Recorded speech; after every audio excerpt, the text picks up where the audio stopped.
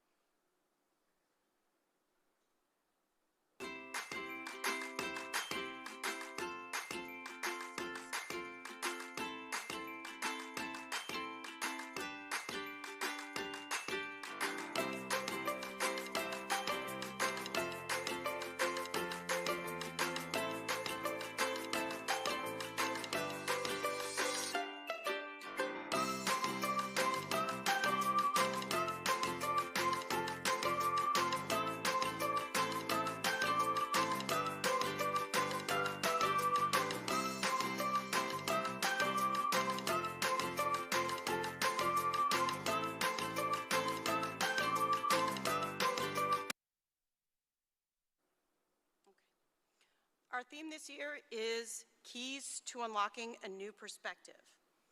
Now you may be wondering, who's this TED guy? So if you're new to TED, let us explain what it actually means. TED is an acronym for Technology, Entertainment, and Design. The TED organization has covered many areas worth spreading in various fields of study. You will see the same diversity in the topics being presented to you here today. Before we begin, we would like to ask our audience to be respectful to our presenters by keeping the electronic devices silenced and refraining the talking. They have put in a lot of hard work into these presentations, and we appreciate your cooperation. Okay. Here we go. Our first presenter for TEDx DHS 2025 is Emma Cunningham.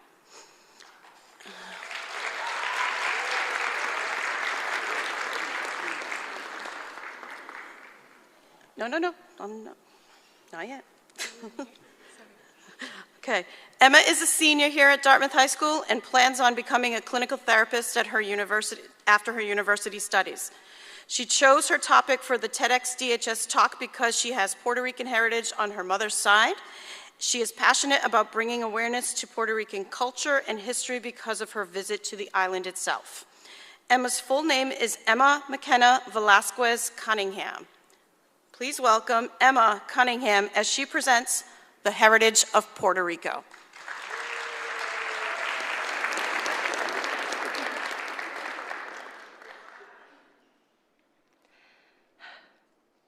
We start on the island of Boricuan in 1000 AD.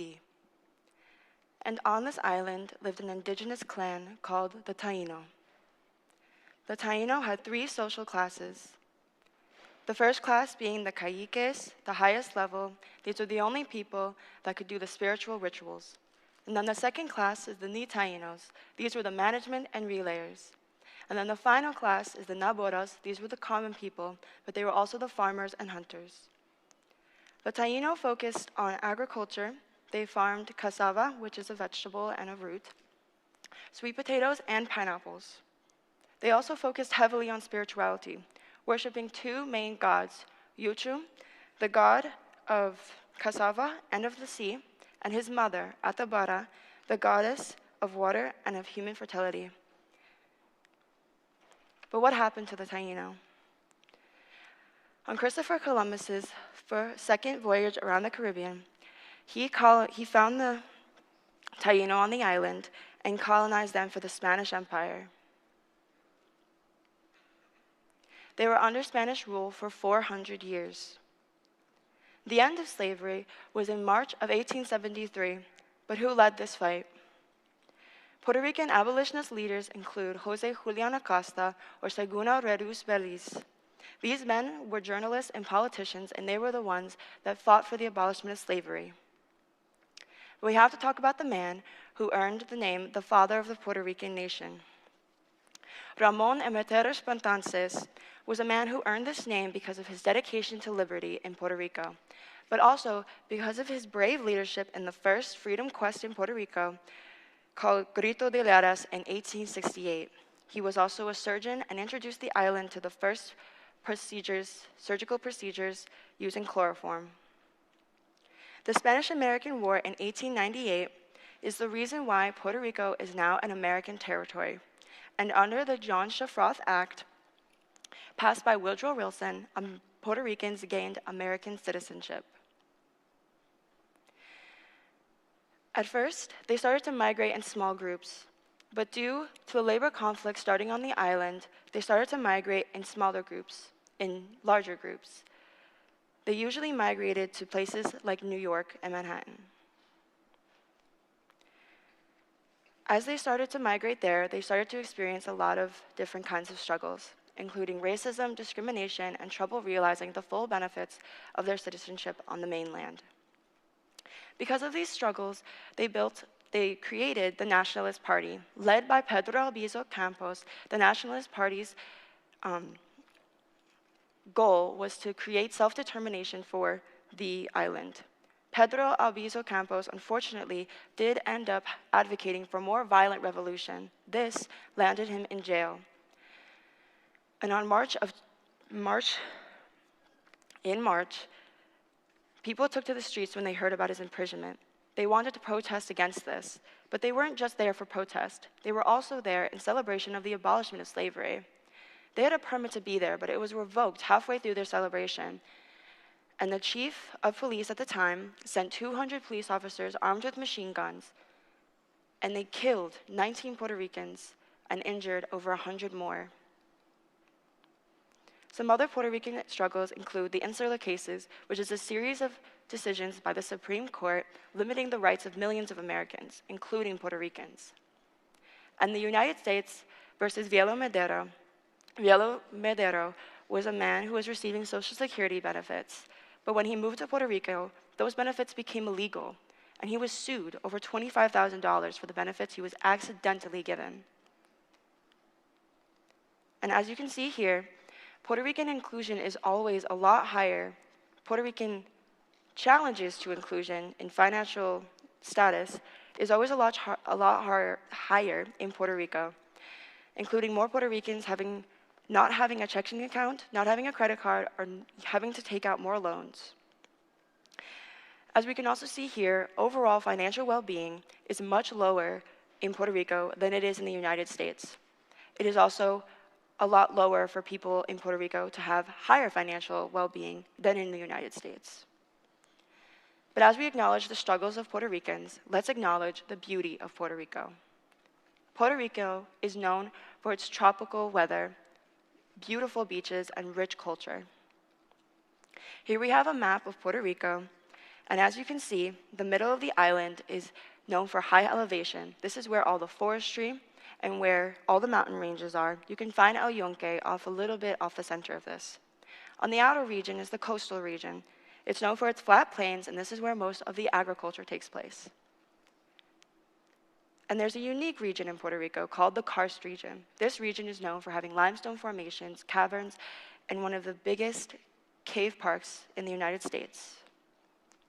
El Yunque is the national rainforest of Puerto Rico. Although small for its size, it makes up for it in its great biodiversity, having over 150 ferns and over 100 different tree species. San Juan is the island's capital. Founded by Juan Ponce de Leon, a Spanish explorer, San Juan is known for its huge fortress called El Morro. El Morro stretches 70 acres across and has 6 floors. As you can see here, the bright colors of the city is called Old San Juan, and it is law that no 2 houses can have the same color on the same street. Some Puerto Rican traditions. Dance is very important to Puerto Rico. La danza is the national dance of Puerto Rico. La bomba is the umbrella term for music and dance created by African and Puerto Rican slaves to express their feelings through their hardships of being a slave. Some Puerto Rican instruments include the guiro, which is unique. It has grooves on the sides, and you play it with a fork-like instrument, and it makes a raspy yet rhythmic sound. And the cuatro and the tipple, similar to the guitar, but the tipple makes a lot more of a high-pitched and sharper sound than that of the guitar. Some Puerto Rican cuisine include tres leches, which I'm sure you've probably had before here in Massachusetts, and tropical drinks on the island are usually made with coconut, pineapple, and other tropical fruit. Papas de reñas is a more traditional Puerto Rican cuisine, and it is a fried ball of mashed potatoes stuffed with seasoned meat. And these are just to name the few of some of the rich cuisine on Puerto Rico. Some important Puerto Ricans just include Emery Hernandez Perana, which is a NASA engineer. She builds, designs, and tests electronics that regulate solar array. She designed a system which can measure the oldest light in the universe. Pablo Clemente Colon is an oceanographer and chief scientist at the National Ice Center. He provides remote sensing abilities for ocean dynamics like temperature and/or marine processes. Olga D. Gonzalez, she is a woman who is a chemical engineer who researched in energy storage at NASA. She worked to improve hydrogen fuel cells for better powering of spacecraft. Puerto Rican artists, both past and present. Past Puerto Ricans includes Jose Campache, who was born into slavery but freed by his father. Through his father, he learned how to paint and followed his father's footsteps by painting more religious artworks and restoration. Francesco Oler was born by two wealthy parents, and he studied movement since he was young. He went on to paint more scenery, traveling from places like Spain to Paris, painting the scenery that he saw, including paintings of slaves working on plantations. Jaime Suarez is a man who was incredibly influential in the ceramics movement in Puerto Rico. His artwork is incredibly diverse, having artwork that is very public and large, or smaller artworks, like De las Ciudades Perdidas del Burro. And other artists include Dara Rivera. Dara Rivera, her artwork consists of her using the environment around her. With her sort of extreme artwork, she brings awareness to the environmental threats of Puerto Rico. And other artists like Lin-Manuel Miranda, he has won a total of 5 Grammys, 3 Tony Awards, 1 Pulitzer Prize, 2 Primetime Emmy Awards, 1 Oliver Award, has been nominated for 2 Academy Awards. You probably know him best for his lead role in the play Hamilton. And other music artists include Bad Bunny, who is doing a residency in Puerto Rico to bring awareness to the island, and Ricky Martin, who you might know for his hit song Livin' La Vida Loca, and Daddy Yankee, who did a collaboration with Luis Fonsi on the song Despacito, which won Song and Record of the Year and 2017 Grammy Awards. All these artists bring awareness to Puerto Rico and show the rich culture of Puerto Rico. Puerto Ricans are incredibly proud of their heritage and lineage, as am I. I wanted to do this TED Talk to bring awareness to a group that always seems to be overlooked. Puerto Rico and its people are important because we are researchers, freedom fighters, artists, and engineers. And this is my key to unlocking a new perspective.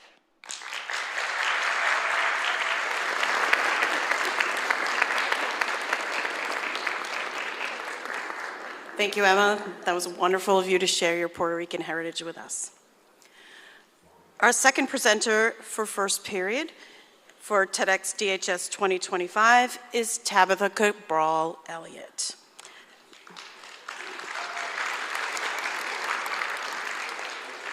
Tabitha is a junior who plans to study psychology and hopes to become an attorney in the future. Tabitha is also a member of the DHS TV media and reads our morning announcements.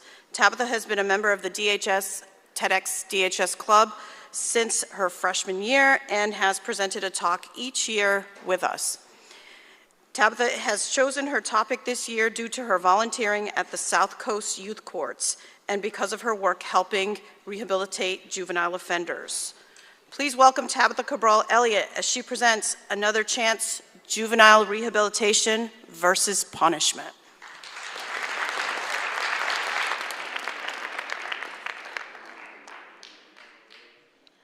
Let me start us all off with a surprising or notable statistic that over 2 million Americans currently are incarcerated as of 2025. And prisons across the nation are overcrowded, often at 119% capacity. So that begs the question of where this starts. Well, obviously, it starts in the youth, and that's where we should focus, on juvenile offenders and how whether or not to rehabilitate them or punish them for their actions. So first, let me start off by defining what a juvenile offender is. A juvenile offender is an individual under the statutory age of adulthood, so usually under the age of 18, who engages in criminal activities. And the term juvenile offender is relatively new, only rising in popularity in the late 1800s to 1900s, due to the societal realization that they're more able to be rehabilitated and more apt to change than their adult criminal counterparts. Now, the focus in terms of juvenile offenders is more that of rehabilitation, and I will show you why, and why they are indeed classified differently. They are classified so differently than adult offenders because, as a quote from Brooke Hartley from the Boston Bar Association, the system is built upon the principle that children who commit crimes have diminished culpability, essentially responsibility, and a greater capacity for change than adults. And the reason that this is so major is that 1 in 7 of crimes committed in the US from 2016 to 2022 involved at least one participating juvenile. This issue is rampant, and it leads to over-incarceration in adulthood. So again, it begs the question, do we punish these offenders, or do we rehabilitate them to integrate them back into society? There's a lot of conflicting evidence. However, one method notably comes out on top. And before we begin discussing those two methods, I want to take a moment to address the adolescent brain. As you see, the prefrontal cortex is the area of the brain responsible for judgment, decision-making, and overall impulse control. That part of the brain is not developed until the age of at least 25. Additionally, the amygdala, which is responsible for emotional regulation and further impulse control, is not developed until the early to mid-20s. That means adolescents, or juveniles, don't have a fully developed brain in terms of decision-making and executive function. Their judgment, biologically, is not fully developed. Therefore, they should not be treated as the fully developed adult counterparts. Now, let's compare the overall consensus between the two. In a poll done in 2021 by the Connecticut Justice Alliance, they surveyed general population Americans over whether or not they preferred punishment for juvenile offenders and incarceration, or prevention and rehabilitation. And the results are pretty shocking. That 75% support rehabilitation and reintegration back into society, 24% prefer punishment. Of course, 1% were undecided. However, the stats do not lie. Let's take a deeper dive into what I specifically mean by punishment. Punishment, such as fines, community service, detention, and even incarceration for juveniles, doesn't address the true cause of these criminal offenses, which could be anything from lack of community involvement to substance abuse to poverty. It's higher cost and has a higher chance of reoffense. Essentially, it's ineffective. Rehabilitation, on the other hand, gives more opportunities for education, job training, and employment for these youths, and has a lower chance of reoffense. It is arguably the more effective option. In fact, 38% of juvenile offenders sorry, messed up that quote. Juvenile offenders are 38% less likely to participate in criminal activity when in a rehabilitation program outside of a correctional facility in the United States. Over a third less likely to reoffend when they're placed in a rehabilitation program. And that brings me to local programs known as youth courts, in which they're basically a juvenile redirection. It's a stark contrast from the traditional juvenile justice system in which they're evaluated by their peers, peer volunteers, peer jury members, who hope to instill these three main pillars into these offenders so that they may get a second chance with no criminal record and be reintroduced back into society as productive and helpful citizens. First, education, on everything from addiction to job training. Addiction, information about nicotine addiction, drug addiction in general, so they're more aware of the risks. Information about vocational training or higher education opportunities so that they may further their careers. Accountability, whether it be through restitution, aka paying the victims for damages, public apologies, research projects on how to not commit the crime again. Accountability is one of the most important pillars. Just because this is a second chance does not mean that the offender gets off scot-free. That's a common misconception. Accountability and responsibility still need to be taken. And that leads into success, where those two first pillars build up this offender in order to be a successful, educated, and informed citizen who has another chance at educating themselves, at being productive, and at being an important part of their local community. That brings us to a little more of a local level, South Coast Youth Courts. I myself have volunteered there for over a year, and I've worked with hundreds of juvenile offenders and hundreds of different cases. And let me introduce you to some of the programs that they offer that really illustrate my points about education. For example, the VAPE program, which is substance abuse education, especially in terms of nicotine, but in all substance generally. It educates the local youths about the dangers of addiction, the dangers of certain drugs, and how to get help and resources to quit these addictions.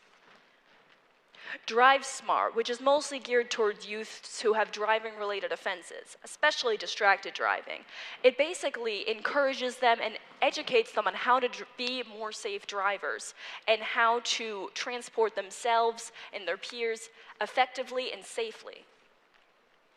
And of course, the traditional youth court sanctions, which could range from anything from an apology to a research project to community service to peer jury duty, which instills a sense of community in these offenders and reintroduces them back with their peers as productive, reformed citizens. Because rehabilitation, it addresses the root cause of offense, not just the behavior. It breaks the overall cycle of offense, punishment, and reoffense. It breaks the cycle of crime, stopping juvenile offenders in the cycle to becoming adult offenders, and therefore adding to our mass incarceration problem. And that is my key to unlocking a new perspective. Thank you.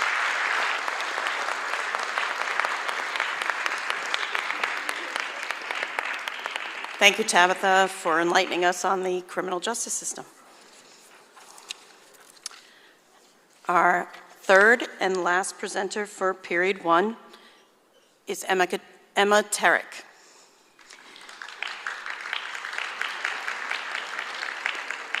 Emma is currently a sophomore here at Dartmouth High School and would like to become an orthodontist running her own practice in the future. Emma loves to sing and often sings the national anthem at many of Dartmouth High School's sporting events. Emma chose her topic for her TEDx DHS talk because she loves to sing and wanted to understand more about the impact of singing on emotions and how it brings meaning to our lives. Please welcome Emma Terach as she presents The Power of Song.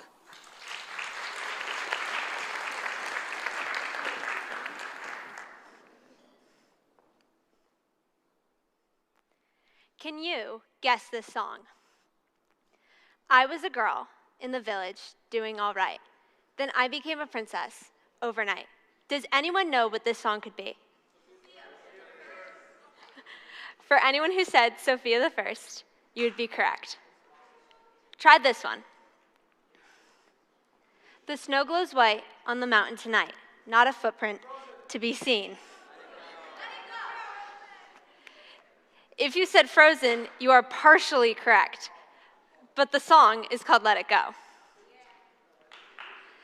Try this one. I've been staring at the edge of the water long as I can remember, never really knowing why.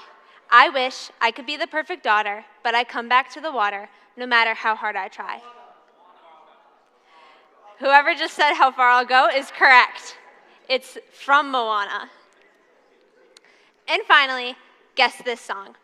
All those days watching from the windows. All those years outside looking in. All that time, never even knowing just how blind I've been. Now I'm here, blinking in the starlight. Now I'm here, suddenly I see.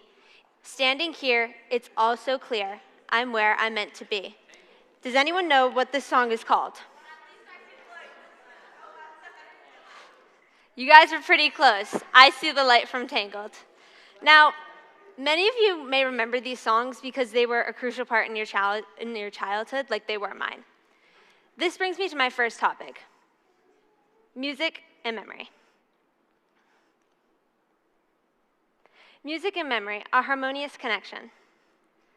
Of those who reported often being exposed to music as a child, 68% rated their ability to learn new things as excellent or very good, compared to 50% of those who were not exposed to music. This shows that music has such a big impact on our memory that we are able to learn more challenging concepts faster if we listen to music as a child. As you can see on this photo, music tends to light up the brain. Music tends to light up the brain in multiple different areas. I'm only going to mention a few. The visual cortex, the motor cortex, and the sensory cortex. Music and memory, a helpful tool for Alzheimer's. Music can help many people with Alzheimer's by decreasing their agitation. It can also help them communicate with their caregiver. Well, how much improvement can this really make? It can help with their memory. If you're playing an old song and they might remember it, that's a really good thing. It can help with their expression and communication. If they start dancing to that song, they're showing their expression. It can help with their stress management along with pain relief. Since the music can be very calming, it can help them be less stressed out, and then that can help them relieve their pain. And it can help with their physical rehabilitation. Music and emotion. How can music affect your emotions? This was something that I struggled to come up with an answer to for a very long time. And then I watched 2 really good movies and thought back to these characters: joy, sadness, fear, and anxiety. Now, can anyone think of a song that could represent joy? That's what I thought as well. I also thought Happy by Pharrell Williams.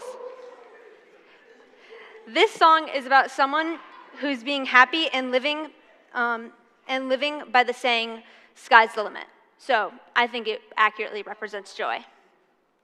Anyone know a song that can represent sadness? I didn't think of that. I thought of Traitor by Olivia Rodrigo because the song is about heartbreak. Does anyone know a song that can represent fear?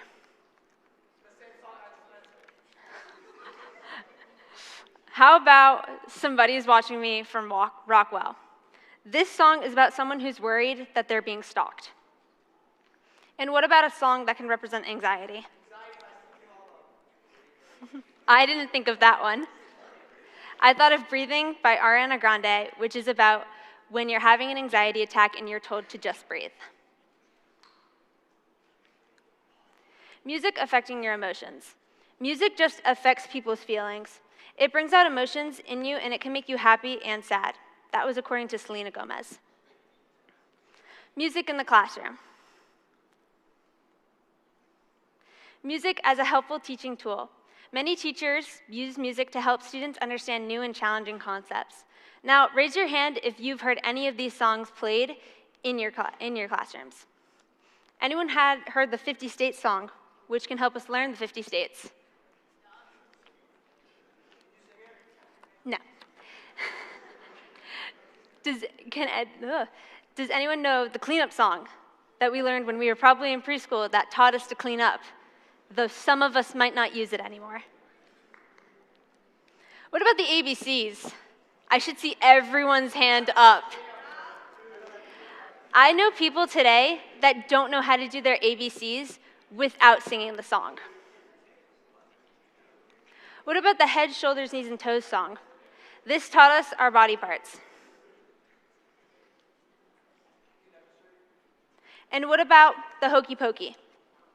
Anyone do this song? Okay. This song taught us physical movement. My personal experience with music.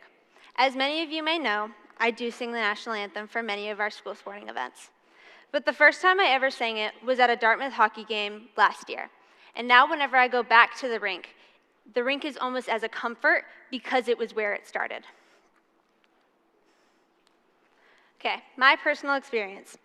I was singing at a SMEC walkathon, which really helped me learn how to connect with all of the older generations, which was really, really helpful because I was learning to sing older songs.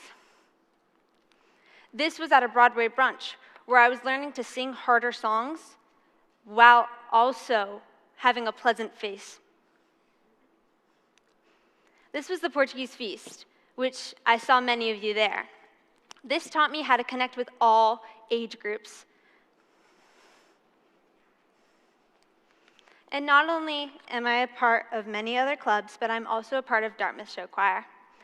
Through Dartmouth Show Choir, we have learned how to tell a story through our facial expressions and through song, which is quite difficult.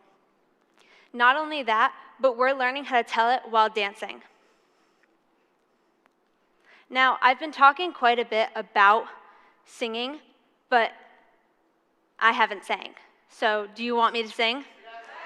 Okay. I'm going to sing something from Hamilton, and it's called Burn, and I'm only going to sing a little bit. Ready?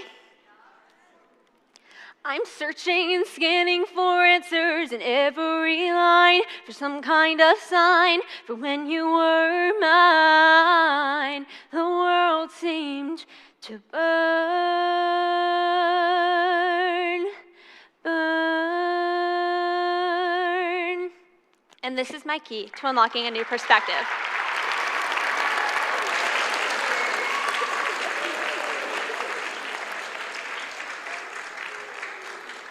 Thank you, Emma. Anybody want to sing? All right.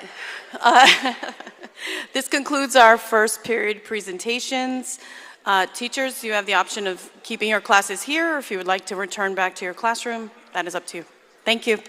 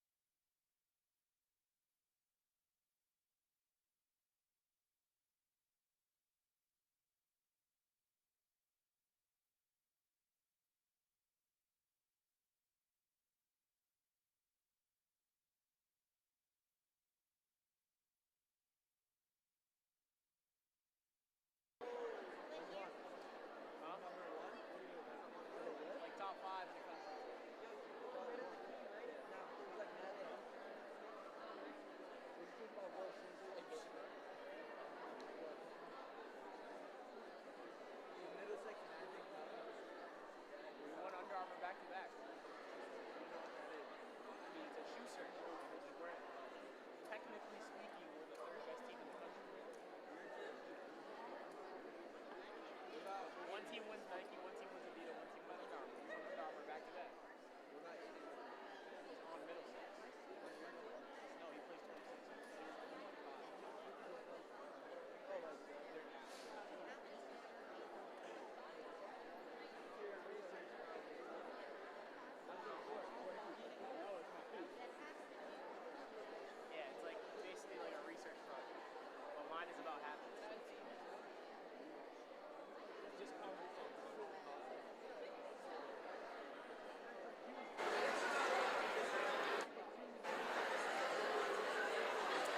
All right, we're going to be starting in a few minutes.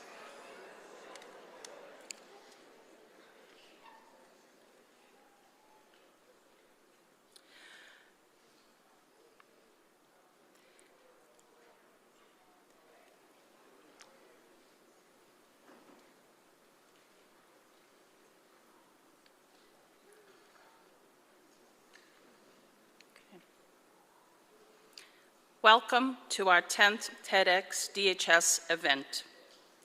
The TEDx Club is thrilled to present to you this exciting event here at Dartmouth High School. This is an independently organized event. This year we have a live audience, and we will also be broadcast via live stream by DHS TV Media Productions.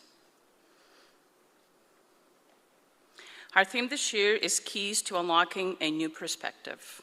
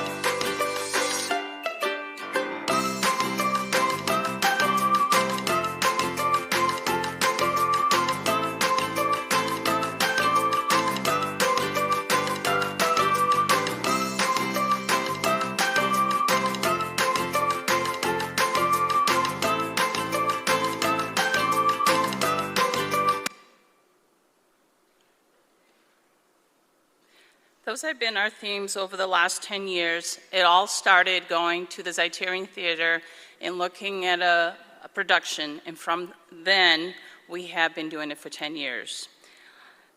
You might be new, you might be wondering what TED stands for. And you might be wondering who this TED guy is. Well, I'm here to tell you that it isn't a person. Instead, TED is an acronym for Technology, Entertainment, and Design. The TED organization has covered many ideas worth spreading in various fields of study. You will see the same diversity in the topics being presented to you here today. We're going to start our period 2 presentations. Our first presenter is Tatiana DaSilva. Tatiana is a sophomore here at Dartmouth High School and is currently an assistant teacher at the Learning House Preschool. She plans to go to school for elementary education in English language learners degrees and would love to pursue ministry. Tatiana has a photography business called Sweet Tea Photos and photographed her first wedding and senior portraits this summer. By creating content to support her photography business, Tatiana noticed that the algorithm impacts which photos that people will see online. Additionally, she's hoping that everyone understands that photographs are telling a story and wants people to understand the meaning behind these photos you see.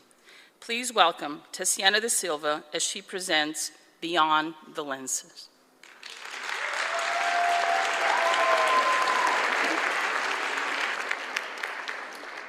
When you hear my title, Beyond the Lens, what's the first thing you think of when you hear the word lens?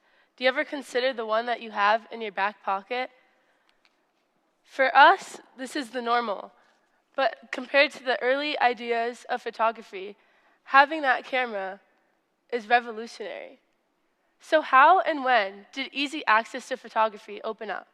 To start, we go all the way back to 4th century BC, the first concept of a camera, known as the camera obscura.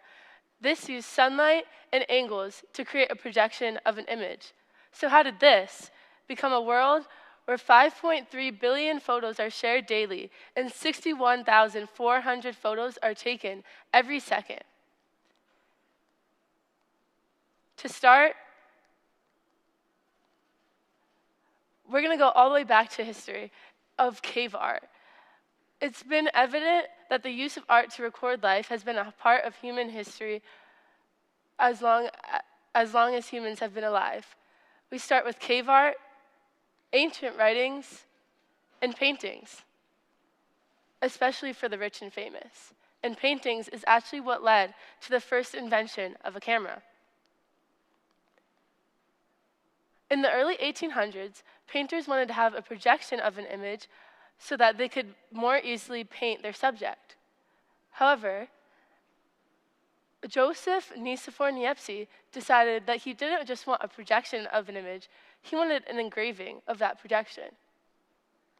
So he took bitumen, which is hardened petroleum, put it in a sheet, and left it in the sun for 8 hours at a certain angle with his camera obscura to create this image, which became known as the first photograph. This definitely is not our conventional photograph. However, it led to the base of the first photography process, known as the daguerreotype process. This was the first publicly available process. It wasn't just a science experiment. It was a real process that could be used to take photos, especially for the rich. As you can see, the same camera obscura was within this camera. However, instead of using bitumen, they used silver plates and different chemicals to create a lasting image. And many people of royalty and prestige were able to get their profiles and portraits taken with the daguerreotypes. But not only was it portraits, they also started taking pictures of the events happening around them. And this led to the birth of photojournalism. Photojournalism is known as the art or practice of communicating news by photographs, especially in magazines. This photo was the first photo to be published in a magazine in Paris, showing during working strikes the barricades in the street. After this picture, people started realizing that their weekly news would be better if accompanied by a photo, and photographers started to be hired to go to every big event. Now, this had become an art. And as this quote by painter Joan Miro says, you can look at a picture for a week and never think of it again. You can also look at a picture for a second and think of it all your life. And this is what photographers tried to embody. Now with photography, we could fully tell the truth. We could send keepsakes to our lovers, and detectives could have true criminal evidence, not just what they assumed was correct. When things arose in society that brought questions, it could be documented, and that's how we know of these social changes. And one of the biggest things that was documented was wars, the Mexican-American War being the first war to be documented completely by photographs. Eventually, life, especially in Europe and the US, became a life documented on film. And magazine workers found that not only were they getting the stories they wanted, they were getting the stories hidden underneath. For example, in this first Life magazine in 1936, the photographer was hired to go and take pictures of the dam being built, but instead, she captured frontier life in America in some of the most iconic pictures that we have from this time period. However, the creators of cameras didn't want this to just be for magazine makers and photographers. They wanted it to be for the general public to use as well. And George Eastman came up with the Brownie camera. This was one of the first commercial cameras and was relatively affordable and easy to use compared to the daguerreotype process. Now they are able to take family photos, candids that weren't taking hours of posing, wedding photos, and amateur photographers were born. This led to a lot more similar pictures to what you might see in your own camera roll. Children would go around with their cameras, pressing, taking pictures from their own point of view. However, this was simply a click and wait process. There was no viewfinder, no way to see what images you had taken, simply a button and that little lens. And this was the problem with film. You needed to have your film developed. You couldn't see what pictures you were taking, and by the time you got it developed, it was too late to retake it if you didn't like how it turned out. However, a lot of retailers marketed off of this. For example, Walmart created a drop when you shop program so that when you go to the grocery store, you would remember to bring your film with you, drop it off, and get it developed. And Kodak even made a photomat, kind of like the laundromat, except it's in the parking lot and you go to bring your film. Because of that long process, the Polaroid was an amazing invention that shocked Americans. As you can see by their tagline, imagine, finished pictures in 1 minute with this new Polaroid land camera. This is a big thing for all Americans to be able to take the pictures and see them right away. If something was wrong, that's all right, you can retake it. However, this was an expensive process and led mostly to the development of a Polaroid company and all the different cameras, some of which you might still have in your bedrooms today. However, that was the end of photography of the past. The more expensive photography, which was reserved mostly for special occasions. It was a tedious process in the darkroom, developing your film, and it was limited what you could take pictures of and what would actually turn out. However, we slowly transitioned into a world of color, into photography currently, where there's a variety of options, not only expensive professional equipment, but also cheaper alternatives. And it's much easier to learn. And this all started in 1975 with the first digital camera.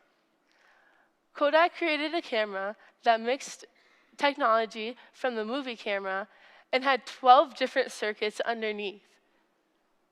It was one lens, very bulky and hard to carry around, but it changed America's thoughts of what a camera could be.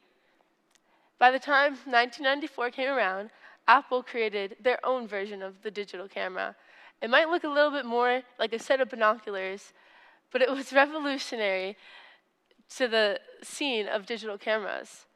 And by the time 2004 came around, Canon had released their first digital camera, leading to an industry that is still booming today. However, the big change that is most important to us was the mobile phone. 1999 was the first camera and video phone. It had 1/3 of a megapixel and could only hold 20 images, but to Americans during this time, this was shocking. And by 2007, around the time where some of us were born, probably around the same age as most of us, the first iPhone was created. And as you can see, that's a very tiny camera lens, but it shocked Americans. And since these creations, mobile phone ownership has risen to the point where almost 100% of US adults own a phone. And with this has come a rise of social media. Facebook and Instagram are some of the main sources for getting photos and where photos are posted. This has become a place not only for you to see photos and share photos with your friends and families, but also for photography to grow. This summer, I shot my first wedding through a chance opportunity, and I expected to be handing out business cards, but instead, I was met with the question, "What's your business handle?" And I realized that we had truly transitioned into a world of social media businesses. I didn't think that my middle school Instagram account would cut it, so I went and researched what I could do to create a business account. Instagram has a very accessible and easy program for creating a business account. Anyone can sign up, say what business they're trying to start, and create a business profile. Now you will get insights when you post and ideas for promotions and promoting your work. However, this isn't the only step of sharing on social media. You also have to take into consideration the world that we live in with filters, AI, and editing softwares. It wouldn't be acceptable to post a photo like this one. Instead, it would go through filters and AI until it got to a photo looking a little more like this one. And this is what we have come to in this digital age. So I had to learn how we can adjust the things that normally a camera would do on its own, but instead, now we have the tools to adjust the light, adjust the color, adjust the optics, and even things like generative AI to remove and add to your photos. This is an amazing tool that can make photographers' work even more detailed and elaborate. However, it can also be a dangerous tool. My reason for sharing this is showing where photojournalism started and the truth that we need to get back to. When we see photos, it's a responsibility to truly acknowledge what we're seeing and the truth behind it. As Henry Cartier-Bresson said, as photojournalists, we supply information to a world that is overwhelmed with preoccupations and full of people who need the company of images. We pass judgment on what we see, and this involves an enormous responsibility, not only for the photographers, but for us viewing it. And this is my key to unlocking a new perspective.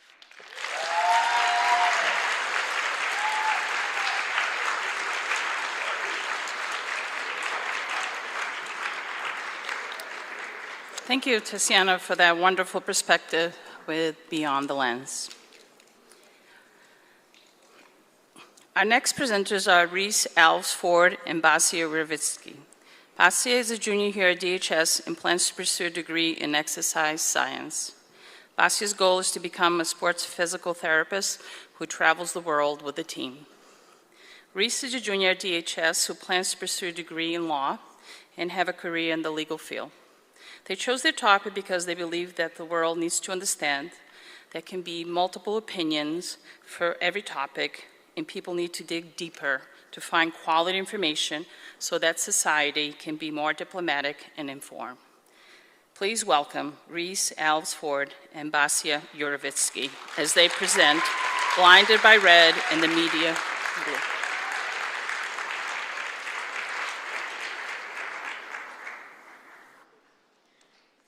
Do you ever catch yourself in an argument or debate and there seems to only be two options of outlook on the issue? It's either this or that, and there's no in between because both sides are fully narrowed to their own opinion. This can be known as black and white thinking, or more commonly classified as false dilemma, in which an issue is misrepresented as mutually exclusive. Modern day politics are structured on this way of false dilemma, and it is where two political parties are acknowledged. This is where the term red or blue comes in. So where does argumentative polarization happen? A major contributor to the polarization of debates is a physiological cognitive bias known as confirmation bias. Confirmation bias is the tendency to process information by interpreting or looking for information that is consistent with one's existing beliefs. Many are unaware of this and are only seeking objective facts. People have the tendency to only interpret information to support their own beliefs and completely ignore potential outlooks. Some examples of this are not seeking out objective facts, interpreting information to support existing beliefs, remembering details that only uphold one's own beliefs, or completely ignoring information that challenges your beliefs. This very process is the leading factor of the growing spread of fake news or misinformation. False information has a multitude of different classifications on account of the intent of the information. The most common type of false information is known as misinformation. It is unintentionally spread and caused by means of confirmation bias. Another type of false information is disinformation. This is more dangerous than misinformation because for the fact that it is purposefully spread rather than spread by accident. Disinformation is deliberately fabricated or manipulated to support an argument. So someone is intentionally taking certain information and either taking it out of context or rewording it in a way that upholds and advocates for their claim. The most dangerous type of false information is malinformation. This is sensitive information that can be confidential and is purposefully published in an attempt to prove or disprove someone's opinion. Now we will look at and explore social media's impact on bias and polarization. Algorithms. Social media algorithms funnel content to specific audiences. This creates content that only reinforces users' existing beliefs, limiting their perspective on certain topics. Algorithms encourage the use of echo chambers, which are made to bind and isolate communities with similar views, which aids the spread of factual corrections. Rumors spread by misinformation can not impacting impact the reputation of political office officials, but also regular citizens or individuals. No matter who you are, misinformation impacts your life for better or worse. So the role of social media in stimulating bias also ties in with how the brain processes information. There are three major parts of the brain that are associated with bias. They're known as the amygdala, the hippocampus, and the prefrontal cortex. When our brain is presented with information, it uses things known as shortcuts to easily classify information as relatable or not. We use what we've learned from our environment to make quick assumptions about who to trust and who to agree with. These mental shortcuts are what lead to unintentional bias and develop into stereotypes.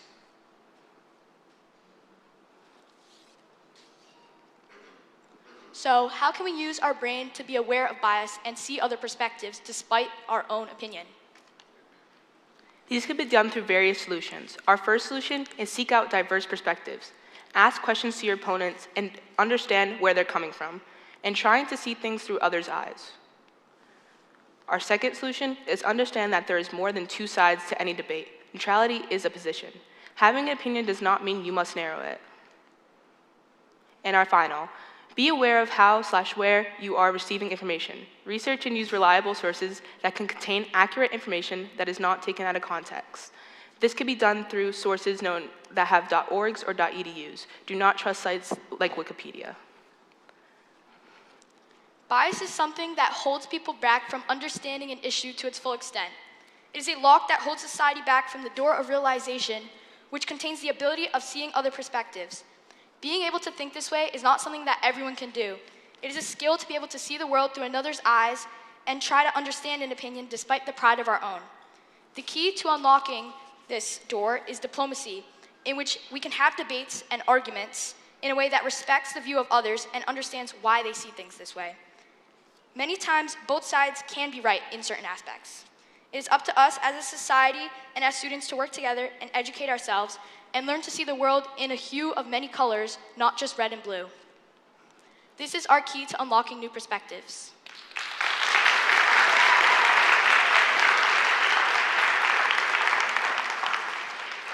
I can't walk.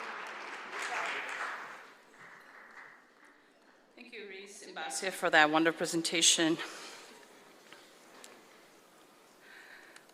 We're moving on to our third presenter. Our next presenter is Evan Sargent. Evan is a junior here at DHS.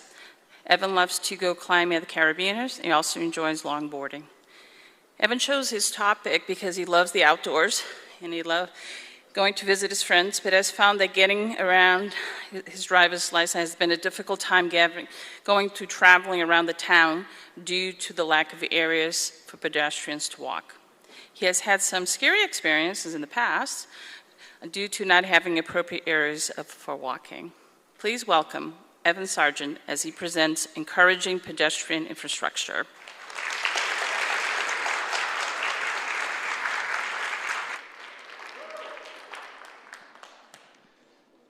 Throughout my childhood, I was never really an outdoorsy kid. That is until about 5 years ago when I was given a longboard for Christmas.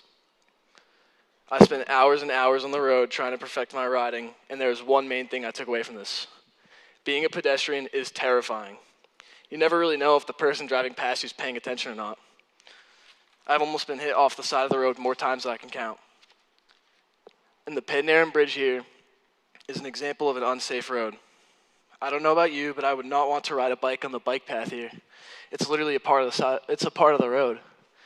The ridiculous nature of this is what inspired me to present my TED Talk. Now, what does it mean to encourage pedestrian infrastructure? Well, if you've ever tried to walk or bike somewhere in our area, you will find it's hard to go anywhere you'd normally travel to by car. Some might say this is obvious because cars go faster. However, that isn't the only great advantage cars have to the tried and true method of walking. It's a well-known fact that the roads are catered to cars. This makes sense because traveling by car is easily the most popular mode of transportation for us. However, that does not mean that the option of walking or biking has to be thrown out the window, while in many cases that appears to be just what happens. Our area in Dartmouth definitely has its fair share of safe and unsafe roads. For example, Elm Street in Dartmouth has a long stretch of sidewalk along the entire road, and for good reason. It's a highly walked road. While right next to Elm Street, Slocum Road, the road you guys likely took in order to get here, is a long, windy road, and a significant portion of the road has absolutely no sidewalks. How can we fix this? I bet you wouldn't guess this, but in order to fix this issue, we could implement more sidewalks, bike paths, and traffic lights. However, this is a lot easier said than done. In the perfect world, we would just throw down some sidewalks alongside these busy roads and call it a day. However, it doesn't work like that, unfortunately. There are some important factors to think about, like price. How much do you think a single mile of sidewalk costs to implement?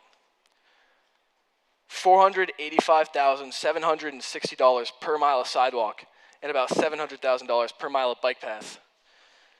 That isn't the only issue either. Finding space for these sidewalks, going back to Slocum Road in particular, where a sidewalk would be ideal, is uneven grass, long and windy terrain, which poses issues and risks for construction workers. Okay, all this seems like quite the bother, all this seems like quite the hassle, so why bother, you might ask? Well, many kids and teenagers rely on their bikes in order to get around. And these long, windy roads with little to no sidewalks or safety measures for pedestrians poses a massive risk to the people trying to get around. This idea of safety concerns is not just an idea either. It's proven to be an issue. 7,255 people were struck and killed by automobiles in the year 2022 in the US alone. That is almost 20 people a day, a staggering number that can be avoided by implementing more safety measures into our roads and sidewalks. You might have heard of this little thing called global warming, and there's no doubt that it's having a great impact on our planet. The summer of 2024 was the 4th hottest summer on record for the United States. A root cause of this is the greenhouse effect. And it is no doubt that the cars you and I use every day have a massive impact on our environment. Now, if you had to guess what percentage of carbon emissions was accounted for by automobiles, what would you say? If you happen to guess 22%, you would be correct. Almost a quarter of all carbon emissions in the United States. So how is all this talk about global warming relevant at all? Well, you see, if we were to establish proper sidewalks along these roads that are often traveled, it encourages people to use them, and this will no doubt have a positive impact on our carbon footprint. There are over 347 public bike trails in the state of Massachusetts. However, most of them have one thing in common. They are woodsy trails in outer parts of town, mainly focused on hobbyists like mountain bikers and people who go out of their way to bike ride for exercise. Our town hall actually has a department dedicated to energy and sustainability, and they have passed green grants like in 2021, which funded the implementation of electric vehicle charging stations and upgrades to the outdoor park lighting at Apponeganset. UMass Dartmouth launched their one-year-long bike share program, partnered with a company similar to Lime or Bird, VioRide, in 2017, and saw great success. They received 150 bikes and saw usage from over 1,700 students with over 17,000 rides altogether over a 10-month period of time. This raises hope for possible long-term partnerships in the future for students on campus to lower UMass's carbon footprint. As you may have guessed, why aren't there more projects like this here in Dartmouth? As you may have guessed, the implementation of these bike share companies can be quite the pricey endeavor. A single bike can cost up to $5,000, meaning a small fleet of 200 bikes can cost up to $1 million. This is a lot to ask for, but the benefits of these bike share programs do show.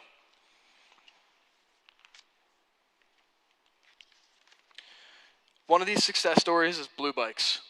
You may have seen them in a day trip to Boston or in passing around local cities. Blue Bikes is a bike share company owned by Somerville, Boston, Cambridge, and the town of Brooklyn in New York City. Blue Bikes has seen 7 million rides since their launch in 2011, and the implementation of them has had a proven decrease in traffic congestion.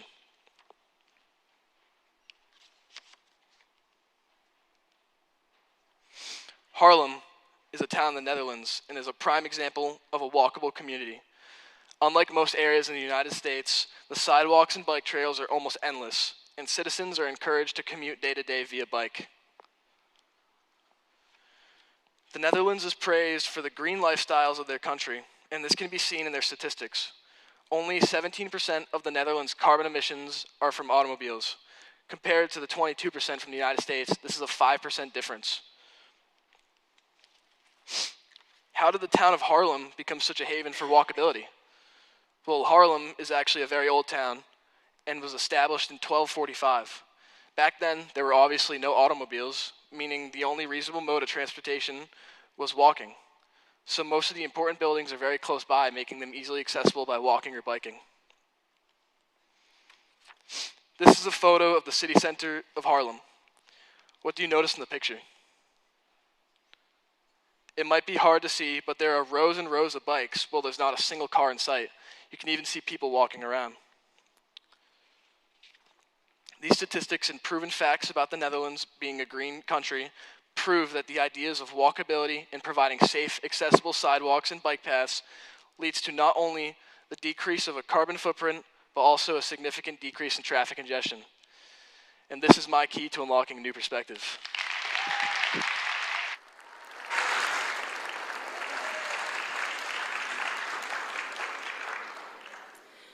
Thank you, Evan, for providing us with a new perspective on encouraging pedestrian infrastructure. Our fourth presenter, period 2, is Savannah Riley. Savannah is a senior here at Dartmouth High School. She plans to attend Howard University in the fall. Her major will be political science with the goal of attending law school and becoming a lawyer. She would like to be involved in politics in the future. Savannah chose her topic for this presentation after listening to the song Almeida by Solange. Lyrics from this song had her thinking about the impact African Americans have on culture. Please welcome Savannah Riley as she presents African American presence in pop culture.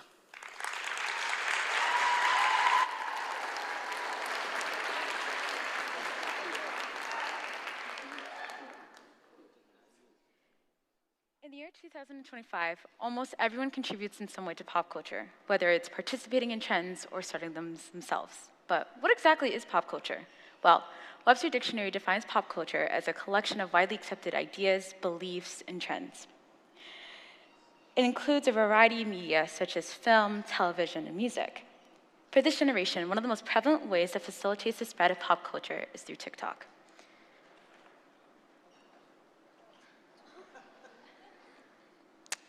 TikTok. Oh, so actually, okay, that's not my fault.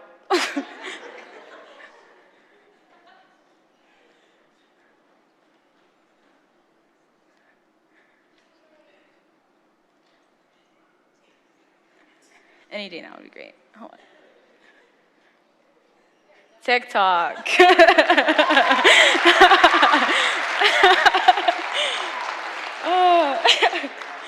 Through the use of TikTok and the functionality of TikTok with its rapid-paced consumption of media, trends are spread and brought upon even faster. But where do your favorite trends come from? Well, a lot of them are derived from Black culture. Pop culture involves many different art mediums, and through the forceful migration of Africans through slavery, Africans in America found ways to bond with each other, even in the face of oppression. Combined with segregation and the civil rights movement, these events are responsible for influencing a lot of Black culture. By destroying our roots in Africa and our connections with each other, Black culture needed to flourish to give African Americans a slice for themselves in the whirlwind that is American society. Although pop culture is a very vast topic, it's easy to compartmentalize it into 3 basic topics: music, fashion, and language, or AAVE. And today, we will be starting with music. Music is a higher revelation than all wisdom and philosophy. This quote's by Ludwig van Beethoven. To quote Maya Angelou, because slaves could not read or write, because it was illegal, his wings are clipped and his feet are tied, so he opens his throat to sing. Black Americans have sung for their freedom for literally centuries. But one specific genre of music that is consistently left out of the conversation when it has anything to do with wisdom or philosophical meaning is rap music. Rap comes from chatting or talking or conversating, spawning a music genre that was composed of celebrating and conversing through beats, leading to the acronym RAP, which stands for Rhythm and Poetry. Rap music in African Americans started to come from impoverished Black neighborhoods and was able to talk about the struggles in impoverished Black neighborhoods, such as gang violence, guns, and drugs. African Americans used rap as a platform to talk and show underrepresented voices. Because of the push of rap music, a lot of record labels pushed African Americans to only produce rap music because of the thought process that leaning into African American stereotypes was the only way for us to get records and to sell records. Now, rap has a really bad stigma. Street rat, ghetto, hoodlum, ghetto trash, but that could not be further from the truth. Rap music is used to highlight African American experiences just like it has been for centuries. It's used to bring joy and bring communities together. It's art, and we're using it to tell a story. Now, love him or hate him, 20-time Grammy winner Kendrick Lamar tackles a multitude of problems that occurs in the music genre, and is the only non-classical or jazz artist to win a Pulitzer Prize for music. Growing up from Compton, California, where he has a history of gang violence, Lamar was exposed to many things that rap genre was originally created and emphasized. Last year, Lamar was a big part in pop culture and stayed in the public eye when he won 5 Grammys and performed at the Super Bowl.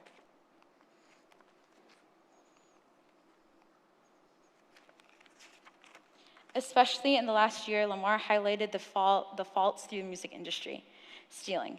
He criticizes the music industry for perpetrating a caricature of the African American experience without ever having lived it, while African Americans live this experience and are belittled, oppressed, and deemed as ghetto.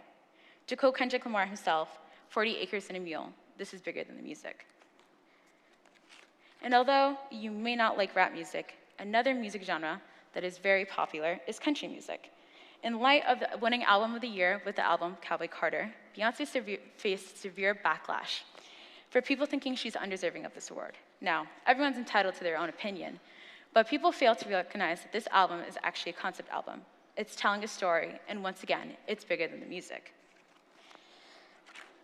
Cowboy Carter is a stepping stone to make space for African Americans in country music and highlighting Black country artists such as Tanner Adell, Brittany Spencer, Tiara Kennedy, and Raina Roberts, and regained the recognition for starting a music genre that is now predominantly white.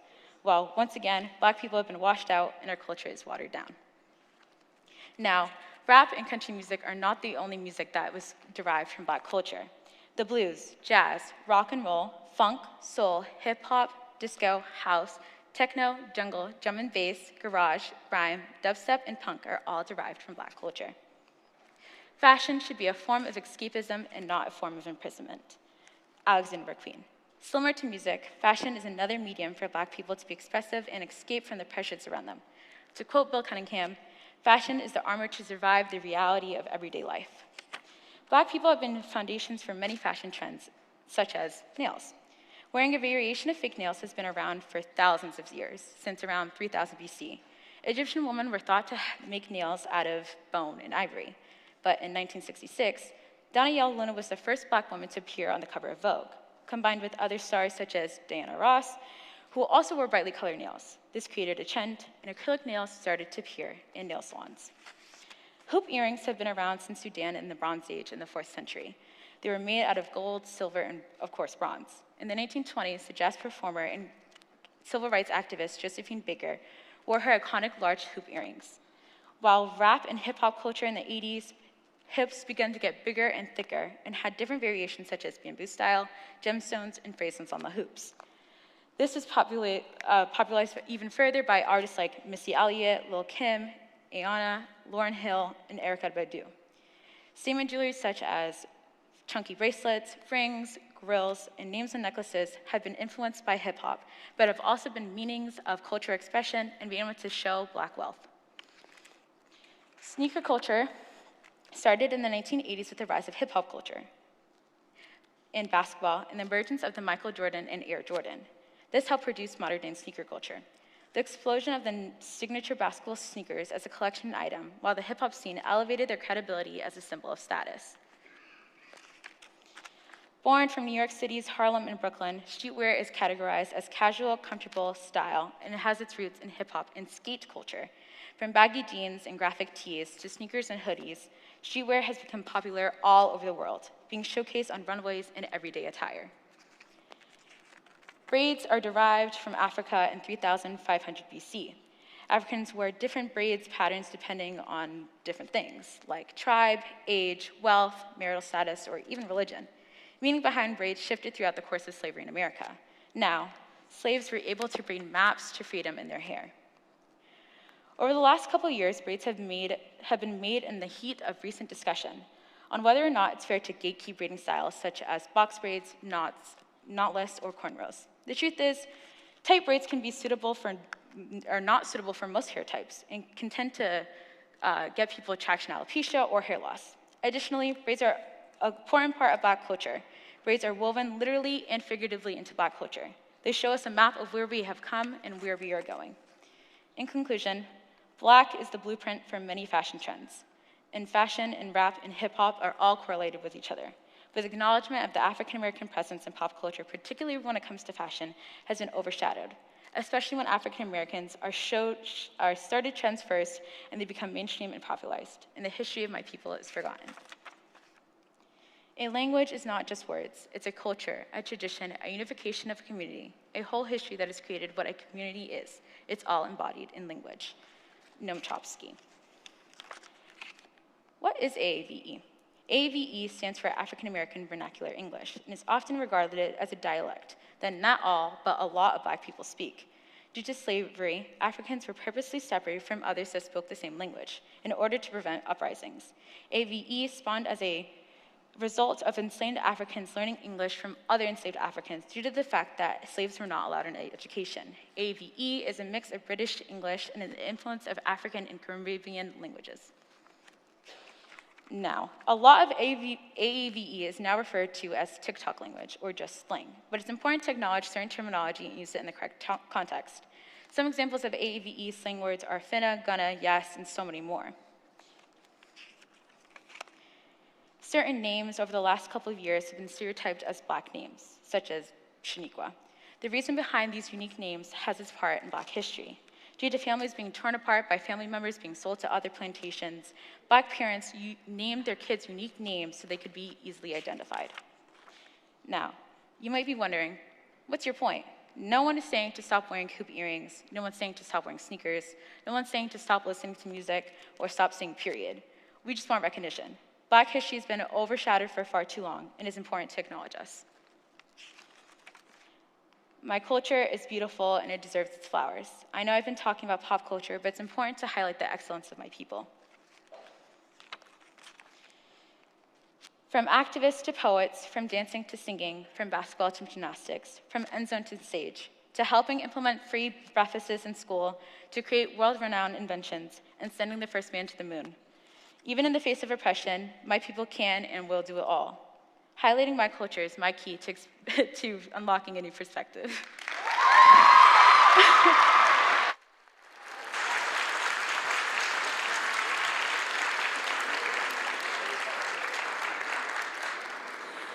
Thank you, Savannah, for informing us on African American presence in pop culture. This concludes our peer-reviewed presentations. Thank you.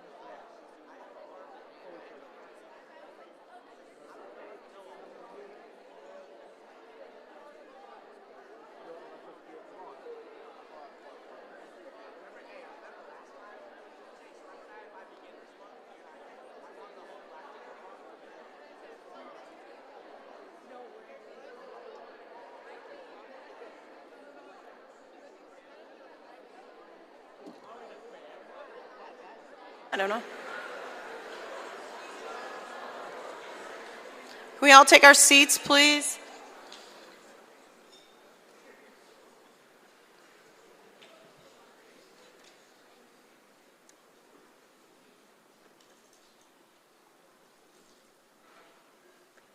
Just waiting for people to take their seats. Hold on one second.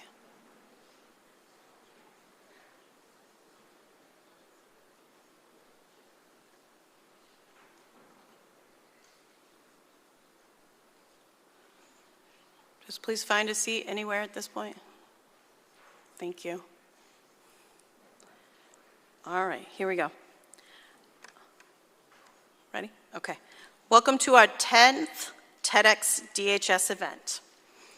The TEDx DHS Club is thrilled to present to you this exciting event here at Dartmouth High School. This is an independently organized event. This year we have a live audience and will also be broadcast via live stream by DHS TV Media Productions.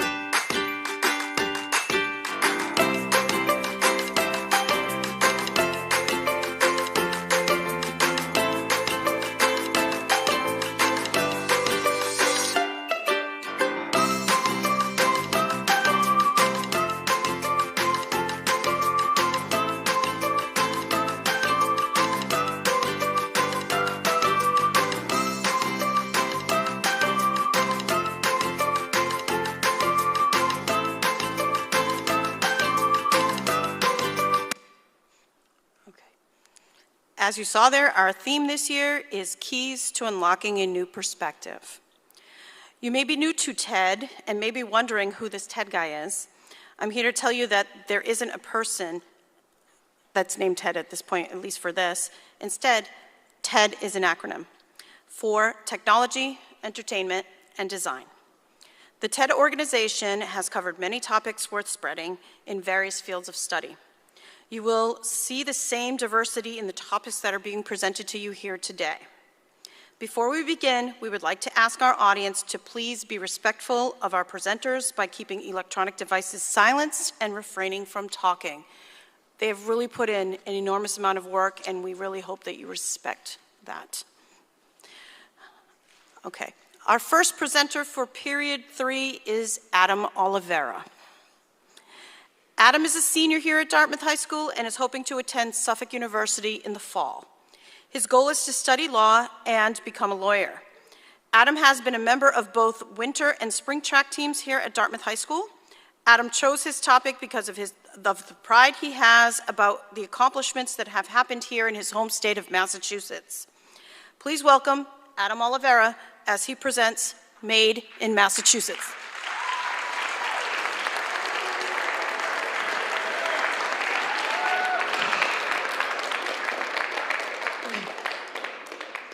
Did you know the most Googled question in Massachusetts is actually how to spell Massachusetts? What's interesting about this is that throughout this presentation, I account for maybe about half of those. So, as it was just said, the T in TED stands for technology, and that's to say that I definitely used technology in my presentation. As you do, I was having a conversation with ChatGPT, and I asked it to describe Massachusetts in 2 words, in which it said it was historic and intellectual. Now, throughout this presentation, I'm going to try and find my own word to describe Massachusetts. So let's start off with the history of Massachusetts, which is almost inherently the history of America. All of these events on the screen culminate in the American Revolution. Some of the colonial leaders that we know for being American heroes, like Paul Revere and John Adams, came from Massachusetts. That's where they were born. We also have several reformers in Massachusetts. The famous abolitionist Frederick Douglass made his mark in New Bedford through his countless speeches, as well as creating his newspaper, the North Star. Two of his sons were part of the 54th Massachusetts Regiment, which was the first all-African-American regiment in American history. We also have Julia Ward Howe, who created a Union rally cry during the Civil War.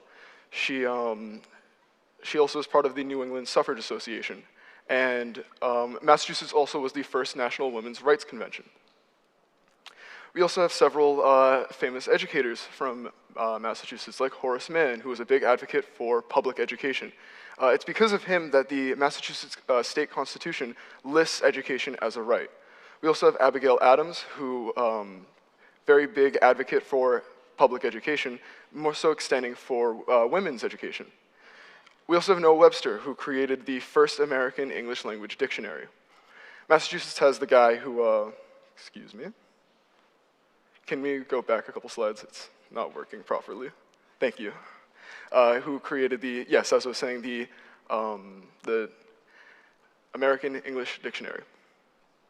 So this is to say that we have several presidents who came from Massachusetts as well. We have the second and sixth presidents, John and John Quincy Adams, and Calvin Coolidge and John F. Kennedy, who weren't born in Massachusetts but are heavily tied because Calvin Coolidge was a governor and John Kennedy was a senator.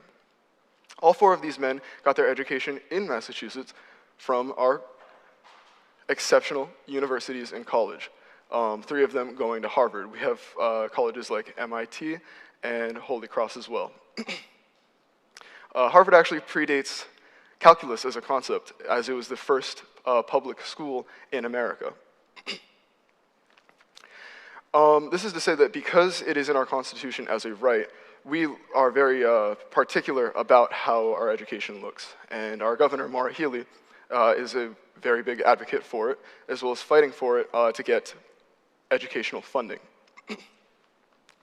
She even cites it as the incredible students, families, educators, and school officials as the reason why we have such good education. It's also because of the Department of Elementary and Secondary Education, which focuses on equity, what this means is that obviously students who have plenty of opportunities are going to end up succeeding, but because we prioritize those who maybe do not have as many opportunities, they actually get to do great and find success through the education department. Data-driven improvements like MCAS, although it is no longer a need to graduate, it's still going to be used as educators can find ways to improve their teaching. We also have social and emotional help, like counselors in schools, in case a student might need help solving a troubling problem. So what happens after you get your education? Well, you need a job, so why not get one at one of the 17 Fortune 500 companies that originated in Massachusetts. We have retail and consumer goods like TJX and BJ's. We have financial services like Liberty Mutual. We all love that advertisement with the emu. There's healthcare and pharmaceuticals. Moderna became a very big name after 2021 when they created the COVID vaccine. There's also energy, utilities, technology, and manufacturing, like General Electric. So after you get this money, you need a way to spend it. So why not come eat at a place that was founded in Massachusetts, like Dunkin' Donuts, which has almost become a culture for people here. A fun fact about Friendly's is that after here, I will be getting myself a chocolate chip ice cream from there. There's also a very big entertainment industry in Massachusetts with our exceptional sports. We have 6 Stanley Cups, 9 World Series, 6 Super Bowls, and 18 NBA championships. The NBA Hall of Fame is located in Springfield because basketball was actually invented in Massachusetts. If any state knows ball, it's us. We definitely know it. This has led to having great fields, stadiums that overall make our entertainment look spectacular, which also makes our economy look great. This is to say that our GDP, which the GDP is the gross, excuse me. It is the gross domestic product, or the total value of all goods and services, which we rank number 8 in. But I'm looking at it per capita, which takes the GDP and divides it by our population, which is about 7.2 million people around there. And when we do that, you'll see that Massachusetts ranks number 3 overall, which shows that it's really exceptional. We also have representation in the big government, as all states do, and our 2 senators are Elizabeth Warren and Ed Markey, as well as our representatives. We have, in the 1st district, Richard Neal. In the 2nd district, we have Jim McGovern. In the 3rd district, we have Lori Trahan. In the 4th district, we have Jake Auchincloss. In the 5th district, we have Catherine Clark. In the 6th district, we have Seth Moulton. In the 7th district, we have Ayanna Presley. In the 8th district, we have Stephen Lynch. And in the 9th district, we have Bill Keating, who is our representative in our area, Dartmouth. So we've been going over how we look in the history, as well as how we look currently, but what are we doing to impact our future? So Massachusetts has a plan to reach net zero emissions by 2050. Now what this means is that this plan started in 1990, and since then we've dropped by about 30%. We also have the Global Warming and Solution Acts, which helps regulate different emissions, and different public transit investments, such as the South Coast Rail, which plans to be opening by March 24th, so 17 days away. What this does is, because we no longer would be relying on fossil fuels through cars, it gives the ability to travel through railway. Fun fact, it'll be free on the weekends in April, so watch out for that. We're also big for our windshore energy, which does a really good job at reducing our reliance on fossil fuels and imported energy. We also have a partnership, Vineyard Winds has a partnership with the University of Massachusetts in Amherst and Dartmouth, which it'll take people who are currently getting their education there and teach them how to work with the windmills, which creates a really good relation between the two, all for the need of creating clean energy. We're also really big in healthcare in Massachusetts. We had Clara Barton, who was a big advocate for the, women's education. She also started the American Red Cross Association. In 2006, our former governor, Mitt Romney, made the Mass Healthcare Reform Law, which was an act providing access to affordable, quality, accountable healthcare for all. We generally call it Romney Care, as it set the blueprint to what became the federal law, the Affordable Care Act, also known as the Obamacare Act. And this was great. It got Massachusetts citizens all insured, well, a very good amount of them, and it made it a law to do so. This is all to say that Massachusetts is the blueprint. It's really great. We are the #1 state to live in as of 2024. We have top marks in things like education and healthcare, which really show that we are the method of creating a great state to live in. Every other state looks at us to really see what they should be doing correctly. If I went over all of the things that we were also first in, we'd be here for a while, but we have things such as like the first phone call ever made. We were the first state to abolish slavery. We were the first state to make gay marriage legal. And all this is to say that my word that I'm choosing is exceptionalism. This is a book by Gerald Duquette that combines a bunch of different stories that show just how strong Massachusetts is as a state. First in education, second in healthcare, first in quality of life, and so much more. Such a powerful state to begin with. And I'm going to quickly go over a quote made by John Fitzgerald Kennedy. And so it has been to the enduring credit of Massachusetts, its leaders, and its people that it has continued to be a model for what a free people can do, for what a society can be, and for what humanity can achieve. That is my key to unlocking a new perspective.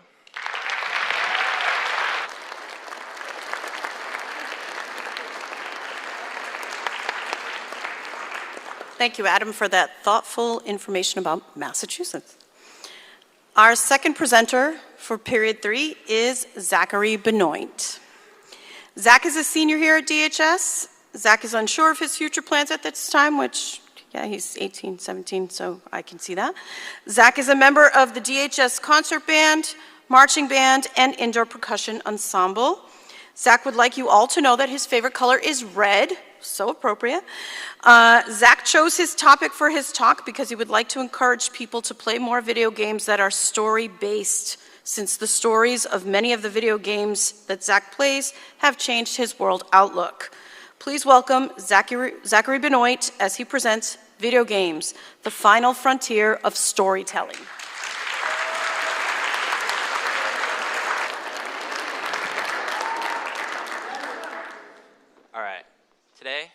going to come with me as I show you how video games are changing how authors and creatives are telling stories.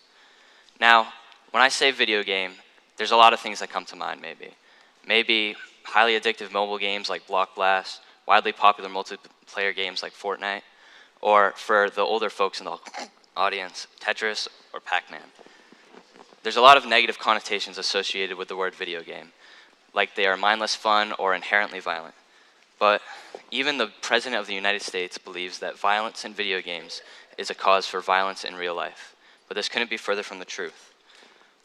A study from the journal Nature has shown that there is no difference in a long-term or short-term aggression in those who play video games and those who do not, regardless of the aggressive nature of the game.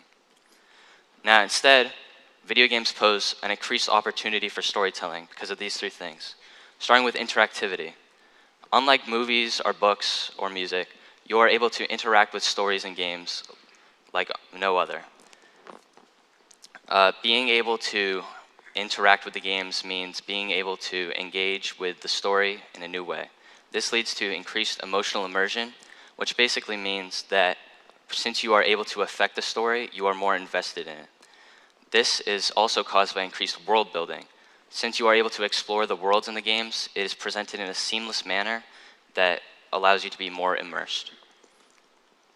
So let's go over the history of how storytelling has evolved in terms of games. So early in the life cycle of games, games and their stories were independent. Some games featured no stories at all. And as games evolved, though, stories started to take place, and even though they were separate, they were still there. Most modern games today have interconnected stories, where the gameplay you are doing is the story of the game. This is the most connected way to tell a story. So an example of independent storytelling is Space Invaders. What you see on screen on the left is just pixels. You are aiming for a high score. There's not much of substance. But if you look in the game's manual, there's actually a lot of descriptions of what is happening and what is being presented in the world it takes place. An example of a story that is separate but starting to get more connected is Mario Brothers. As you can see, the world is much more colorful, and you are able to take a gander at what is happening in the game that you are playing. There's even flashes of narrative in between each level. An example of a modern game is Halo. The original Halo Combat Evolved on the Xbox featured interconnected storytelling, seeing as when you are playing the game, there is dialogue happening, and what you are doing is very relevant to the story.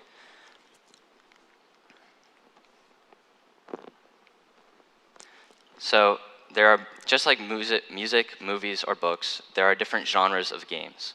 And each of these games presents a different mode of storytelling and has a different device that they can use to tell that story even better. So today I'm going to be going over visual novels, role-playing games, campaigns, multiplayer games, and open-world games. Starting with visual novels are games where you are asked to read and respond to dialogue based on what is happening on screen. A great example of this is the game Ace Attorney. This is Ace Attorney. As you can see, you are presented with dialogue and then asked to make a choice. This is a lawyer who you need to help solve cases. Since you are helping him solve the case, it is much more engaging than, say, a book where you are just told what is happening in the case. Since you are engaging with the dialogue, it is more interactive. So in the visual novel, the most important part is the dialogue, right? So the dialogue increases connectivity between the games, since the dialogue is the gameplay and the story. It is what you are doing and what you are experiencing.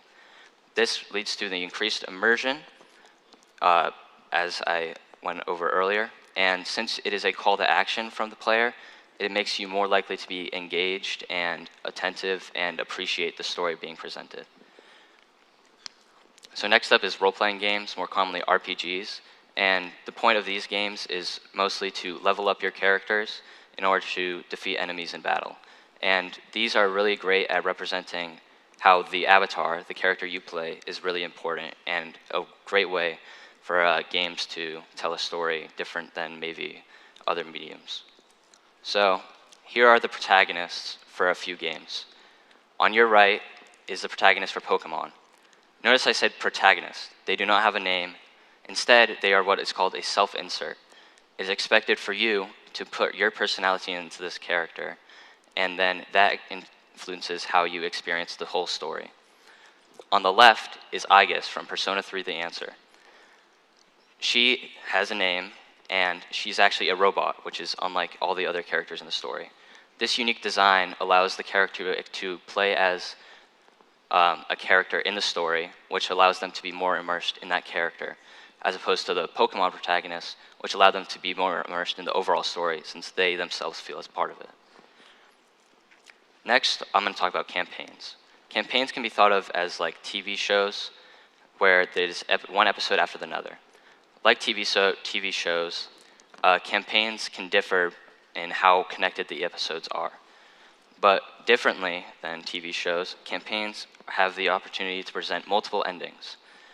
Multiple endings, or future narratives, are stories that are created in real time based on the decisions you make. A great example of this is Call of Duty Black Ops 2, where what you are doing in each mission, how far you explore, what dialogue decisions you make, and what crucial optional objectives you do, not only influence the ending of the game, but also other story beats as you play along. Next is multiplayer games, where I'm going to take a look at Fortnite, which many of you may not know has a story. So the main ways that multiplayer games can tell their stories are either through text or the environment. An example would be Rainbow Six Siege, where there are descriptions of characters and menus, but not much more. This is not very good at a way of storytelling. It does nothing to innovate the way that the story is told. Nobody wants to read these descriptions, and nobody will. This is in stark contrast to Fortnite, where the story is happening all the time, since it is based on the map you are always playing. The changes that happen in the map from week to week and season to season, and big live events that happen between large groups of players are able to tell a story in quite a unique way. Next are open world games.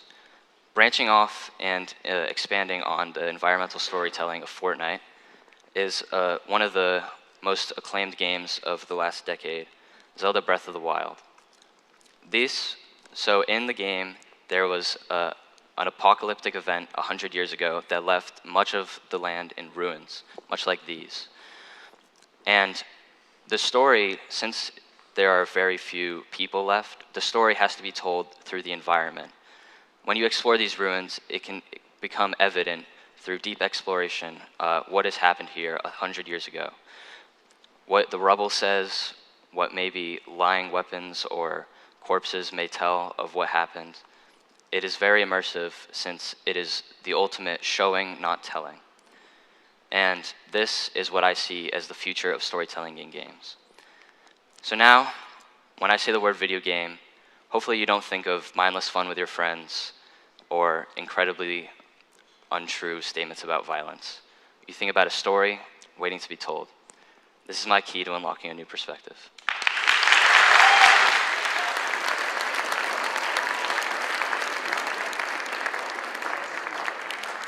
Thank you, Zach. Different take on video games. All right. Our third presenter for period 3 is another Zach, except this time it's Zachary Emeral. Zach is a senior here at Dartmouth High School. He plans to study architecture upon graduation. Zach is a member of the DHS concert band, the marching band, and the indoor percussion ensemble, and is involved in Dartmouth's finest. Zach chose his topic because he has found that many students feel overwhelmed in high school, as he has many times in his high school career. Zach wanted to share that although people feel overwhelmed at times, there are ways to cope and move forward. Please welcome Zachary Emeral as he presents Clearing Your Inbox.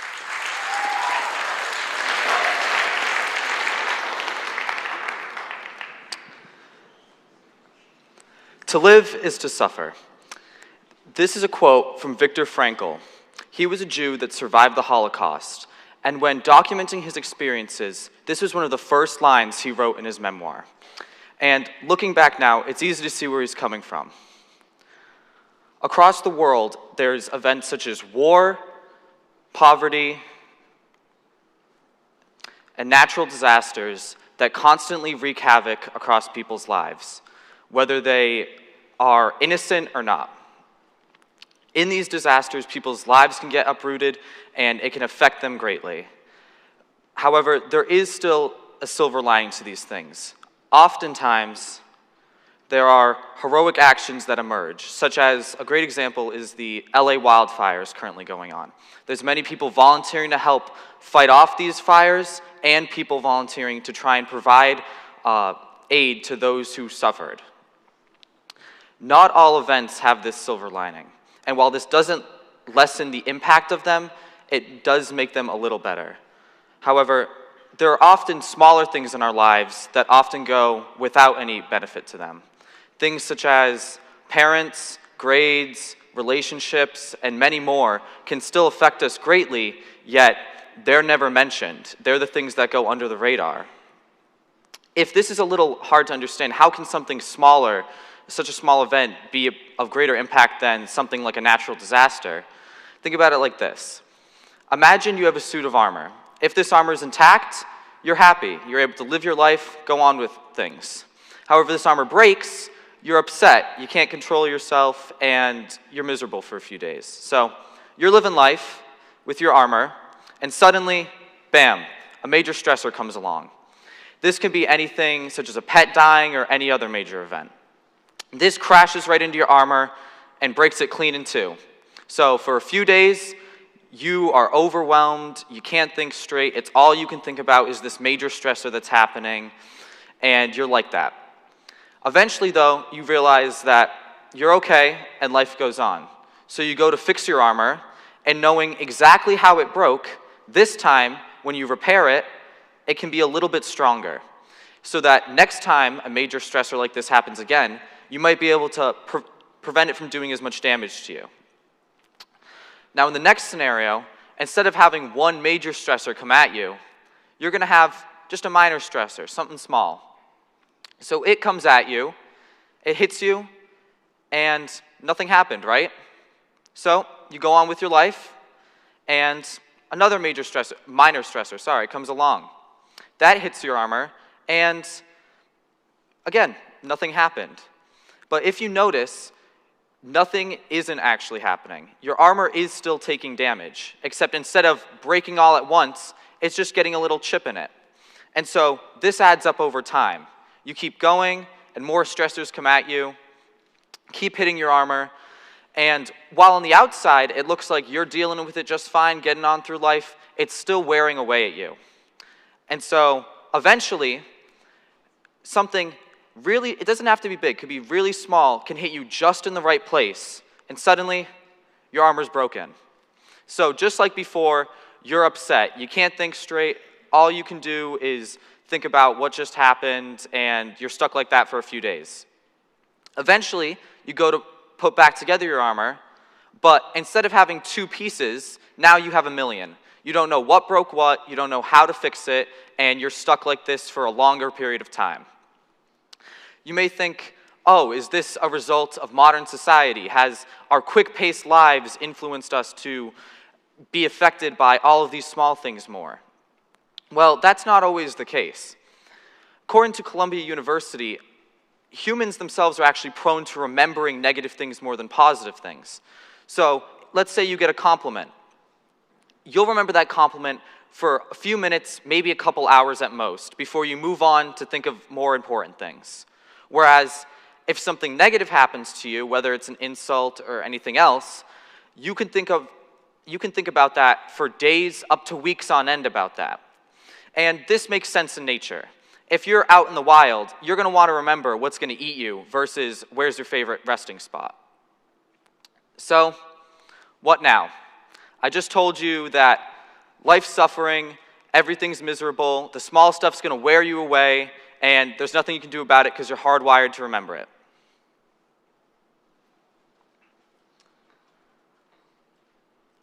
Make your bed. This may seem kind of odd out of the blue. Your life's crumbling and I want you guys to make your bed. Well, this advice is from this man. This is Jordan B. Peterson, a Canadian psychologist and author.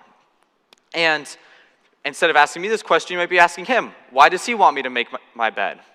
Well, if you can't even clean up your own room, who the hell are you to give advice to the world? This is his reasoning behind it. Because if there's those little things that are wearing you away, then how are you going to fix those little things without addressing them one at a time? So, maybe that's what you do. You start off small. Even though you have so much to deal with, you choose one thing. Clean your bed, or make your bed. So, every morning you wake up and you make your bed. That's one thing that you fix. That's one thing you now have control over in your life. But don't just stop there. Maybe after you start cleaning your bed, you set an alarm so that you wake up at the exact time every day. Maybe now that you're waking up on time, you can now have time to make breakfast, and now you're making a routine.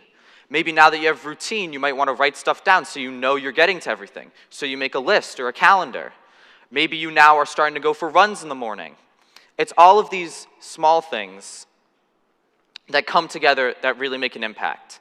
But even if this seems like too much, even if there's just too much going on, even making breakfast is just something that's going to take too much effort, all you really need to start with is something as simple as clearing your inbox. Clearing your inbox is an example of just one way you can get rid of a little bit of clutter in your life. Just take that little bit of control back. And so, by doing all of these small things, you're picking up the pieces of your life, picking up the pieces of your armor. And eventually now, once you have all this together, you can now put it back together stronger than before. And so, at the beginning, I didn't give you this full quote. Viktor Frankl said, "To live is to suffer, but to survive is to find meaning in the suffering." Viktor Frankl wanted to show us about perseverance, on how even though life isn't always fair to us, even though we don't always get what we want, it doesn't mean that we can't still have fulfilling lives, still can't have good lives. So, we all struggle, and I'm no different. Even doing this TED Talk, I originally thought that I wasn't going to be able to do it. I was so wrapped up with other activities I was doing, with my classes, with extracurriculars, that I actually told the advisors that I was not going to do a TED Talk because I didn't think I could do it. But then I realized it was those exact things, those exact small things that added up, and it broke my armor. So, to fix it, I did one thing at a time. Maybe just one thing of homework. Maybe just plan out my day beforehand. Maybe just have it so that it's that little bit more of sense of control, so that when you do get here, it seems like you've done nothing at all after just those incremental steps. So it is important to focus on the small things, and those small things have given me a key, and that's the key to how I unlock a new perspective.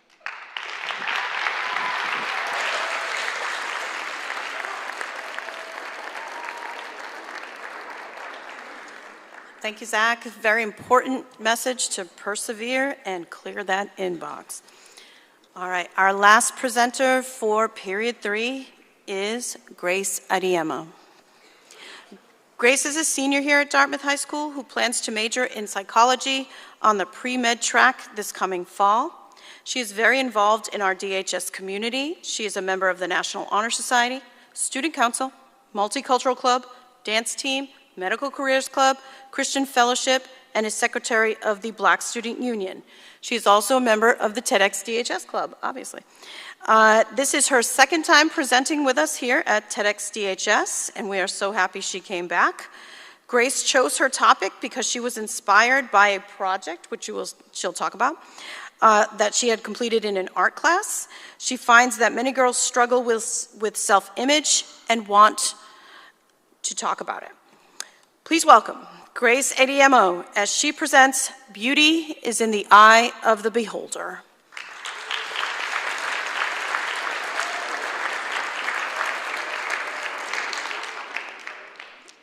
Mirror, mirror on the wall, who's the fairest of them all?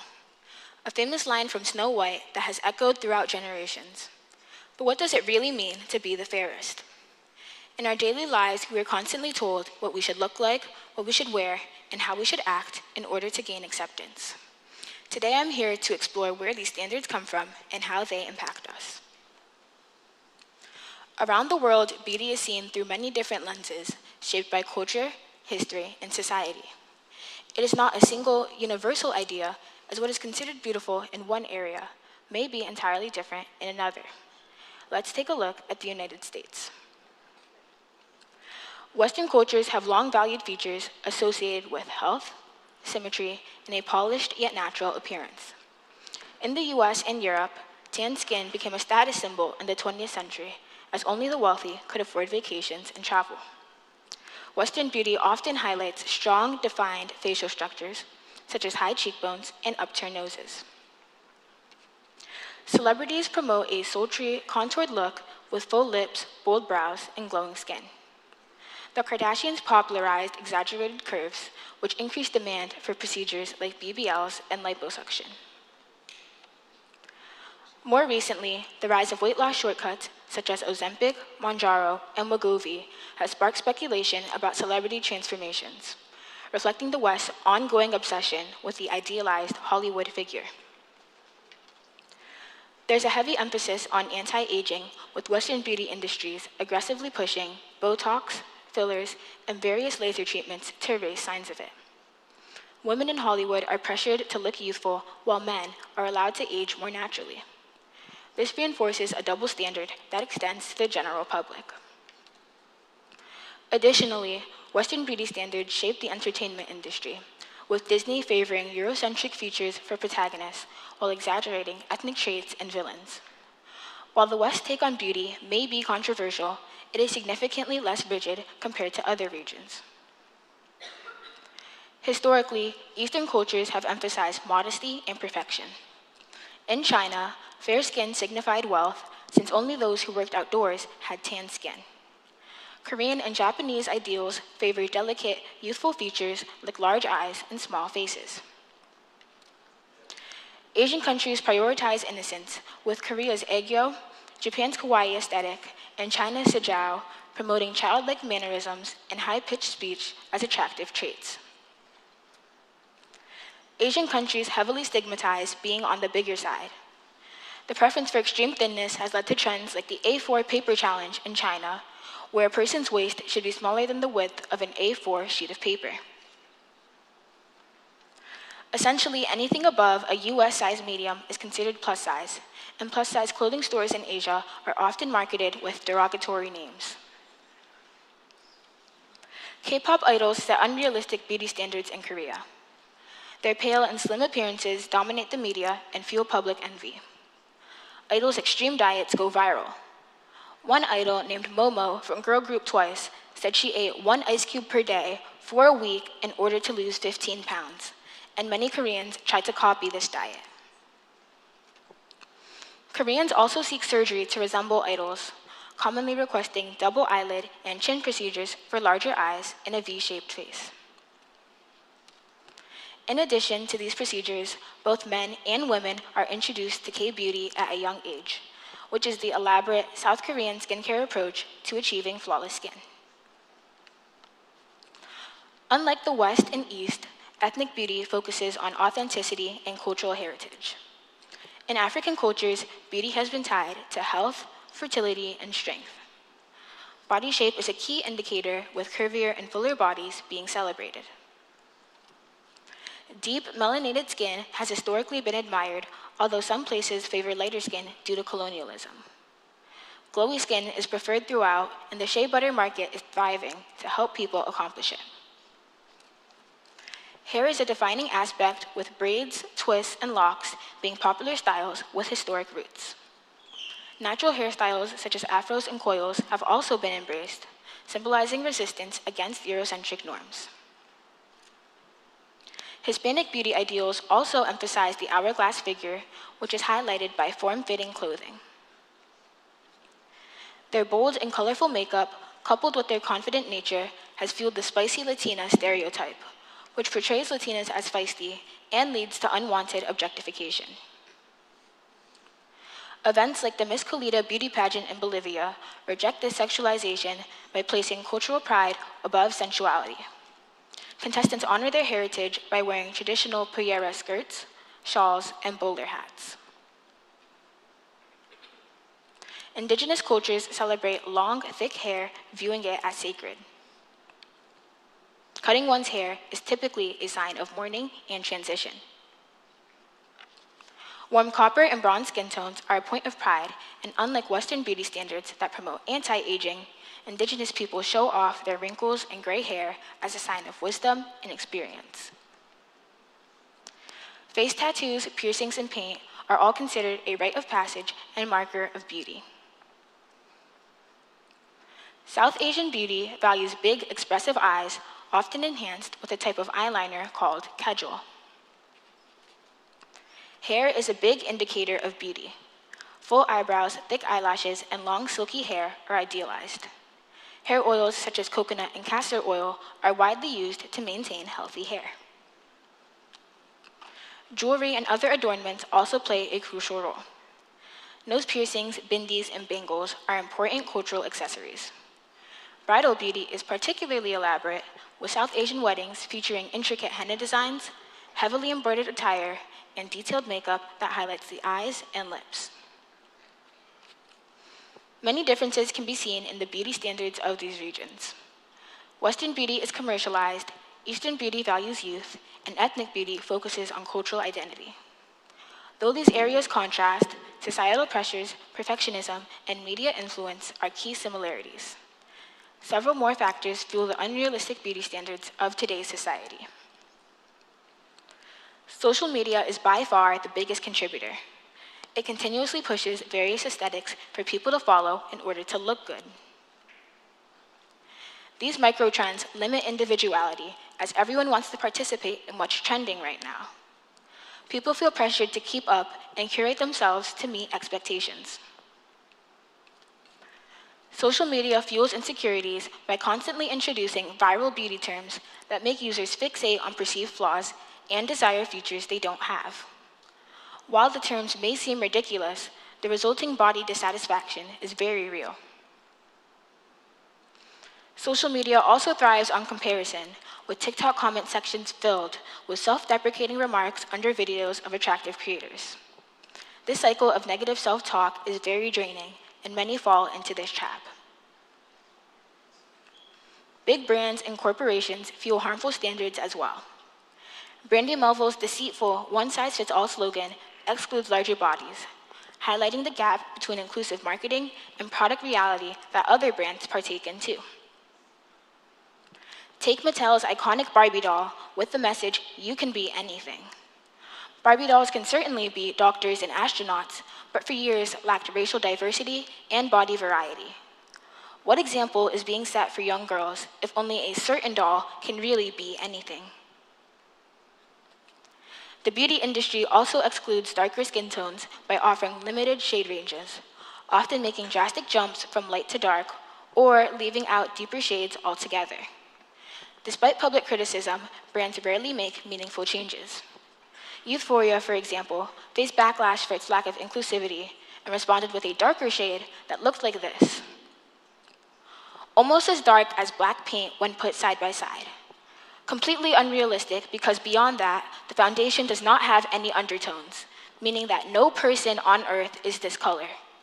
The foundation, quite simply, is not a human shade, and it is very frustrating for Black women to demand inclusivity only to be met with such blatant carelessness. Hollywood has a history of ignoring Black voices by notoriously casting light-skinned actors for dark-skinned roles.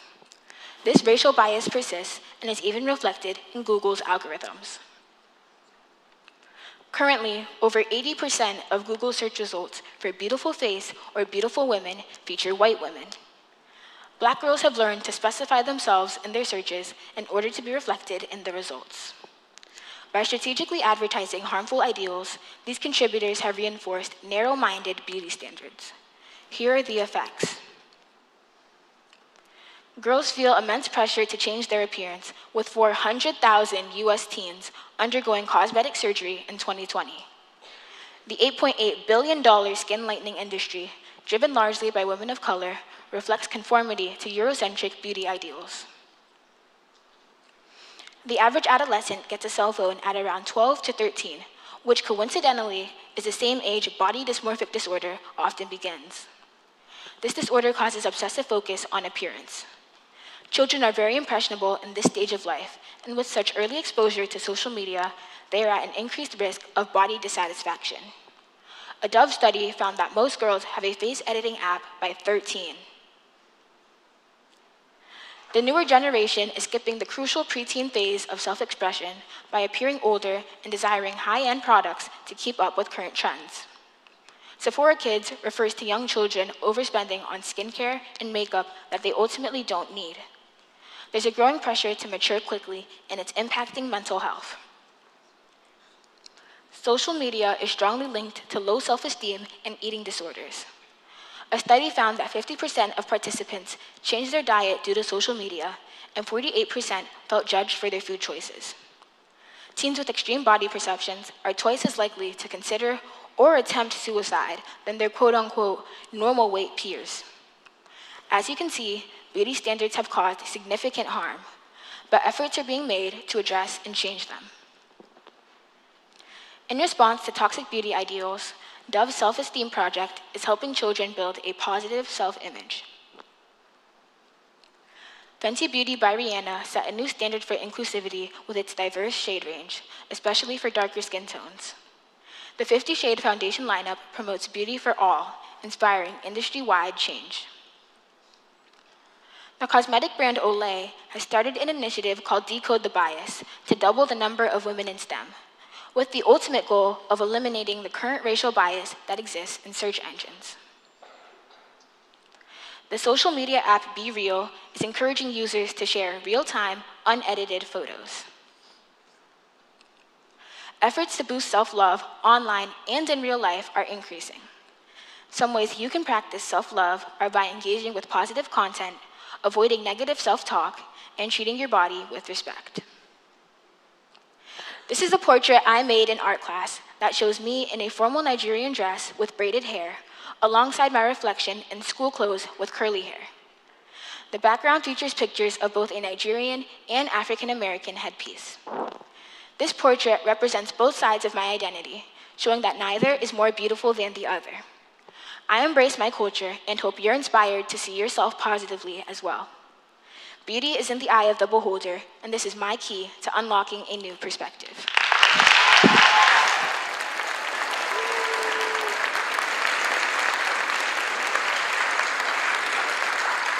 Thank you, Reiss. That is a very important message to send, and I'm so glad you did it. So this concludes our period 3 presentations. Thank you very much for your kindness. Have a good day.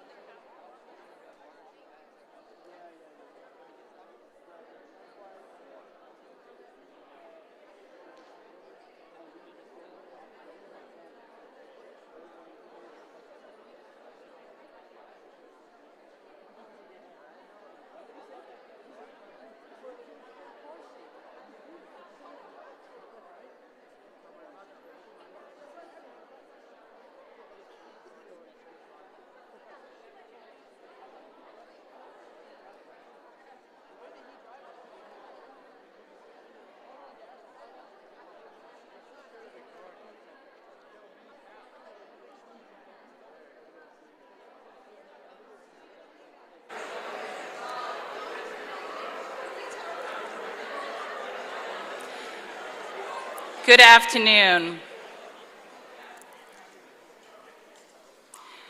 Welcome to our 10th TEDx DHS event. The TEDx Club is thrilled to present to you this exciting event here at Dartmouth High School. This is an independently organized event. This year we have a live audience and will also be broadcast via live stream by the DHS TV Media Productions. Our theme this year is Keys to Unlocking a New Perspective. Let's look back at our 10 years with different themes.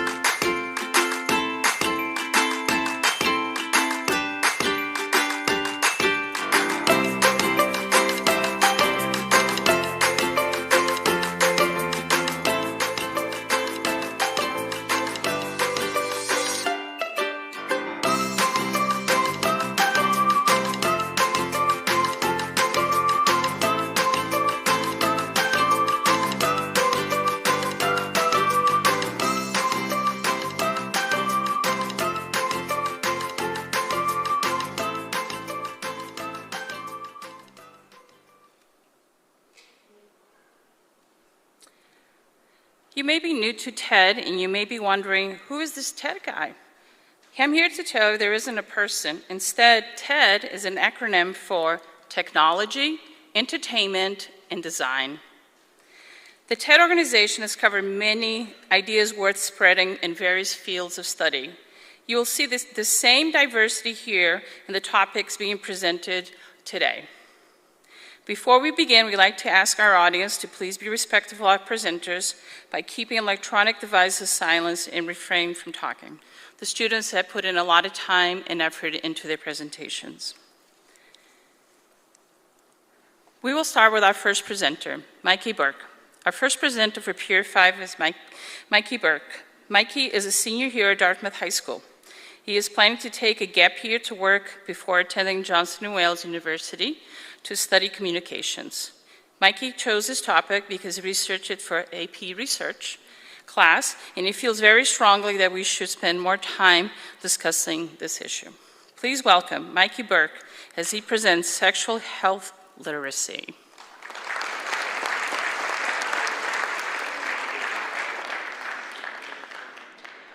Good morning.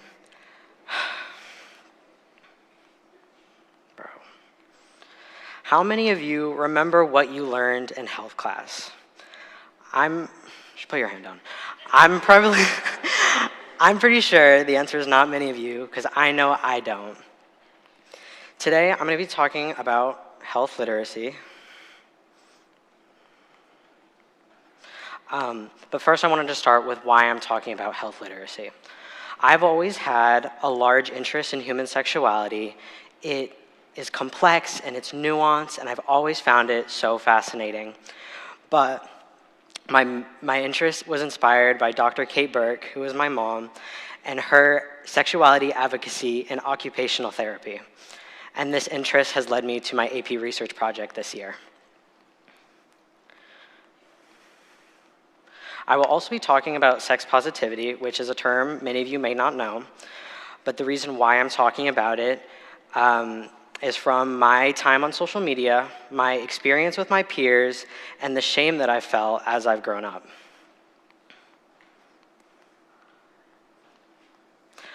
On social media, I have seen people fighting over different interpretations of their favorite media. I've seen younger users shaming adults for being present in online spaces for their favorite media, and I've seen these emboldened youth push their righteous opinions onto people. Growing up in Dartmouth, I was othered all my life, but when I came to Dartmouth High, I thought I'd found my people. I met people that I thought I would be friends with for the rest of my life, but I soon found out that they were just as mean and judgmental as many of my previous peers. They made me feel bad about normal feelings that all teenagers experience, and this internalized shame led me to project my hurt onto the people I care about. So now I wanted to talk about health literacy. Health literacy is the degree to which individuals have the ability to find, understand, and use information and services to inform health-related decisions and actions for themselves and others. Health literacy is important because low levels of health literacy have been related to poor health outcomes like increased hospitalizations and incomplete understandings of medical issues.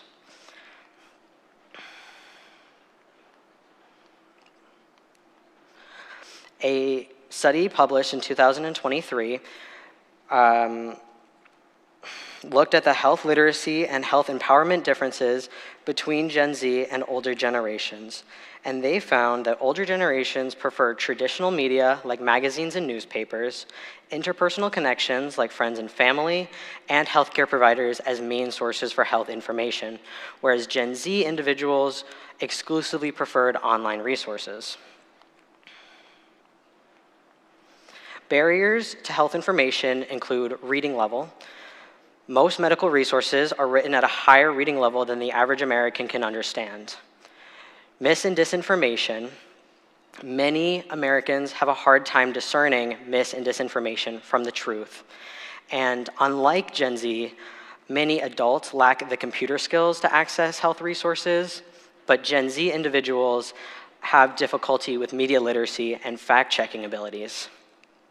Other barriers to health information include medical jargon, blocks of text, lack of visuals, and clinical terminology, all of which make it difficult to understand health information. Sexual health education is the instruction of issues relating to human sexuality. This is the DHS sex ed curriculum. It consists of 5 days. Day 1 and 2 is spent on anatomy and reproductive health. Day 3 goes over gender and sexual orientation. Day 4 is spent on reproduction and teen pregnancy. And Day 5 is the beginning of the Sock Baby Project. So these are the Massachusetts state standards for sexual health. And it states that sexual education is not required by schools, or schools are not required to instruct about health education like this. And if sex education is offered, it must explain the benefits of abstinence. It is not required to teach about gender identity or sexual orientation, and they are not required to teach about consent. There are 2 main types of sex education.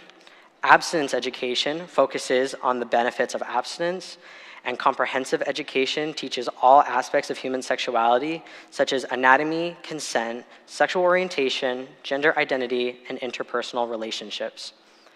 A study done on Science Direct found that abstinence education does not significantly reduce teen pregnancy or the likelihood of intercourse, whereas comprehensive education does reduce both teen pregnancy and the likeliness of intercourse.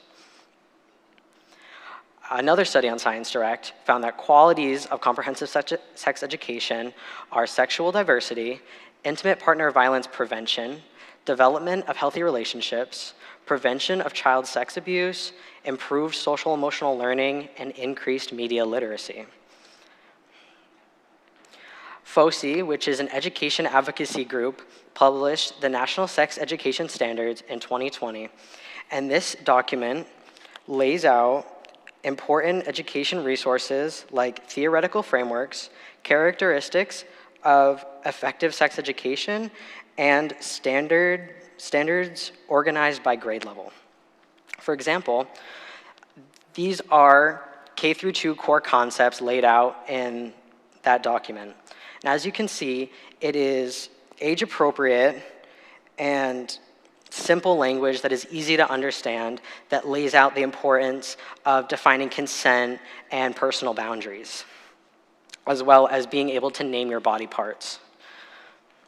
This is an example of the grade 3 through 5 core concepts, and again, it's simple, but they're very important to building long lifetime relationships.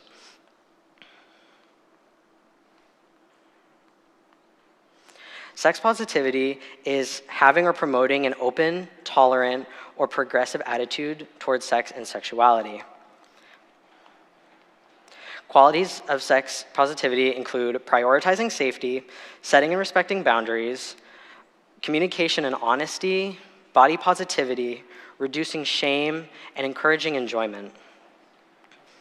And these qualities are important because they ensure safety and enjoyment for all parties. It reduces shame and anxiety, promotes education and knowledge, and generates open-mindedness. And how are sex education, sex positivity, and sexual health literacy all connected? This is a map that I made that expresses how sexual health touches all aspects of our lives. It affects our relationships, how we interact with others, and the importance we bring to education. The connection.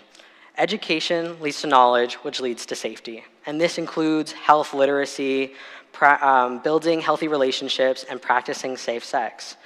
Awareness of ourselves and the issues around us leads to empathy for others, which removes shame, promotes kindness, and sex positivity. So, how did we get here? Because a lot of Gen Z gets our information from the internet, online trends and behaviors have a lot of power over us. And over the last 5 to 10 years, there has been a rise in ignorance and a lack of curiosity.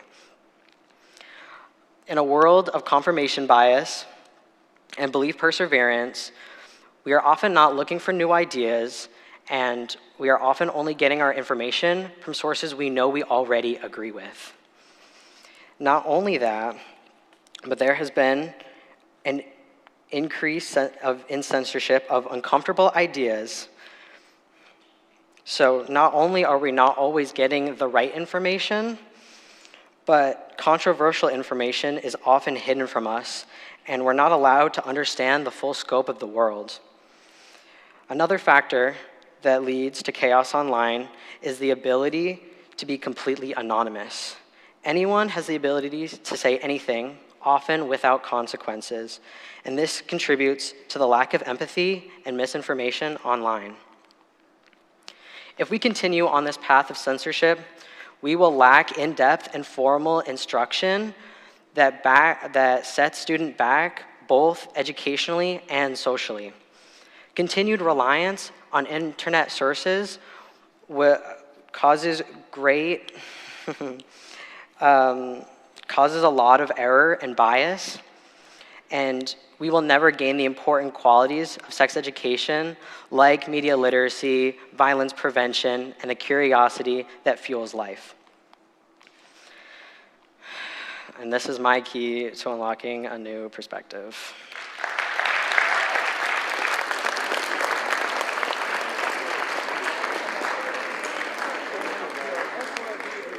Thank you, Mikey, for informing us on a very important topic here.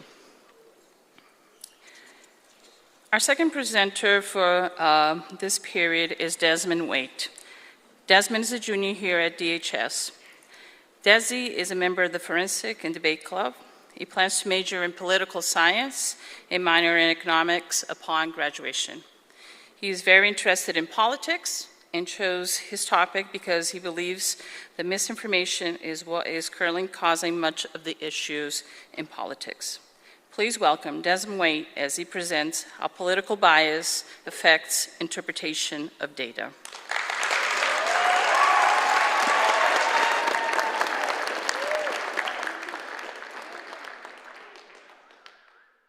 Now, when we talk about this subject, it's important to talk about the relationship between data and bias.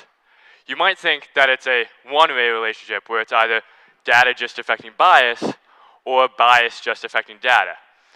But in reality, it's more of a circular relationship with both bias affecting your interpretation of data and your interpretation of data affecting your bias. Bias can affect your interpretation of data by making you only consume information from something that's either one political source, or it can also cause you to look at that data incorrectly. Additionally, your interpretation of data can reaffirm biases and cause them to be stronger if you're interpreting false information and are becoming less informed. Now, when we talk about bias, it's important to talk about how the repetition of information affects this bias.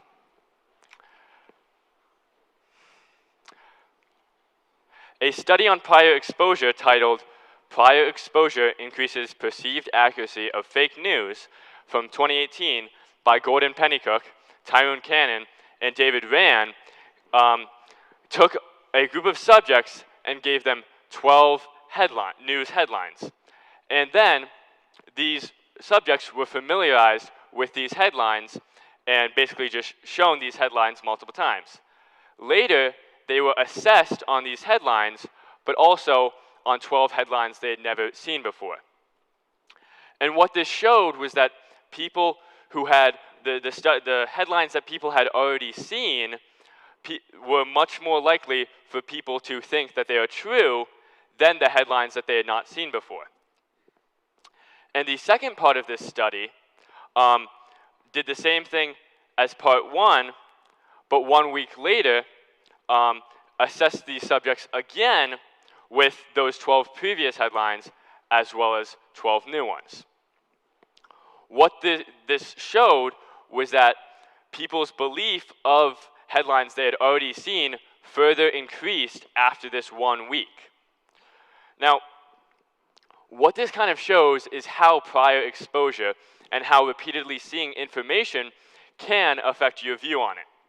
If you are continuously shown the information, regardless of whether or not it's true, you're going to be far more likely to believe it as true. This study found, in fact, that prior exposure doubled the perceived accuracy of news headlines compared to headlines never seen before. Now, when we talk about bias, it's also important to talk about the effects of social media. Social media has done a great job at spreading information and allowing more people to access information, but what it also has done is caused a lot of misinformation to be spread. Chen Xing wrote in The Spread of Misinformation on Social Media, what contributes to it and how to combat it, that misinformation from social media was the largest source of misinformation during the 2020 and 2024 elections. This information we get through social media is really hard to validate, is really hard to see if it's true or not. And it's really important that we are double checking that information.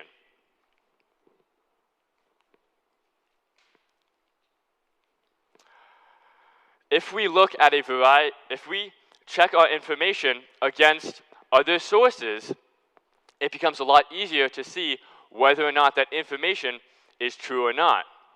Additionally, we want to check the credibility of the sources we are looking at, figuring out whether or not they are trustworthy and they can be seen to continuously show true information.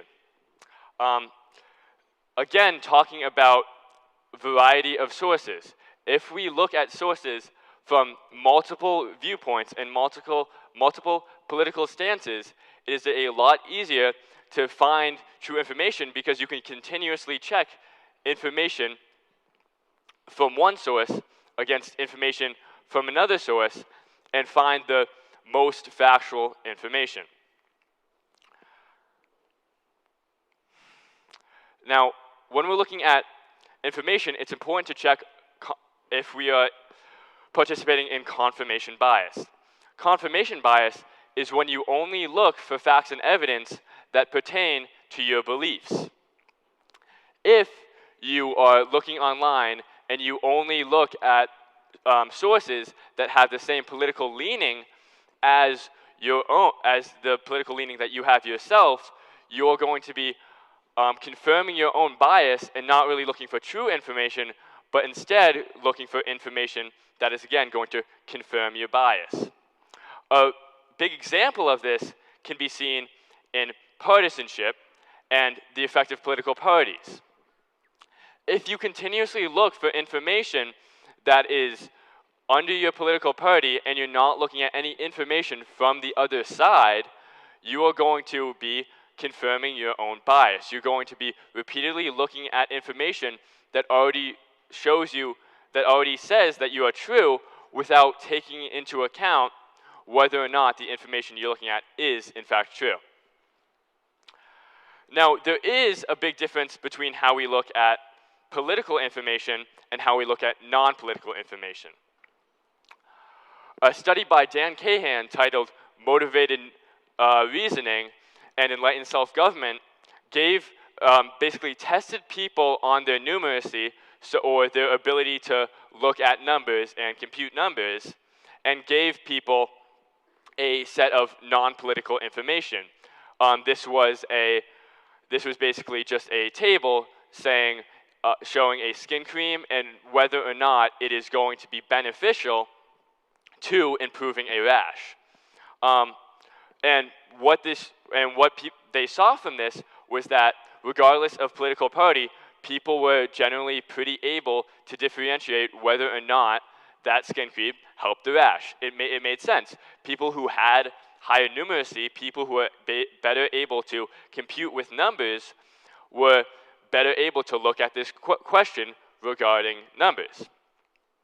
But then, when they changed this information and made it a little bit more political, and instead of talking about skin cream and whether or not it improved the rash, they talked about gun control laws and whether or not it increased or decreased crime, they actually found that people had a lot harder time of looking at this.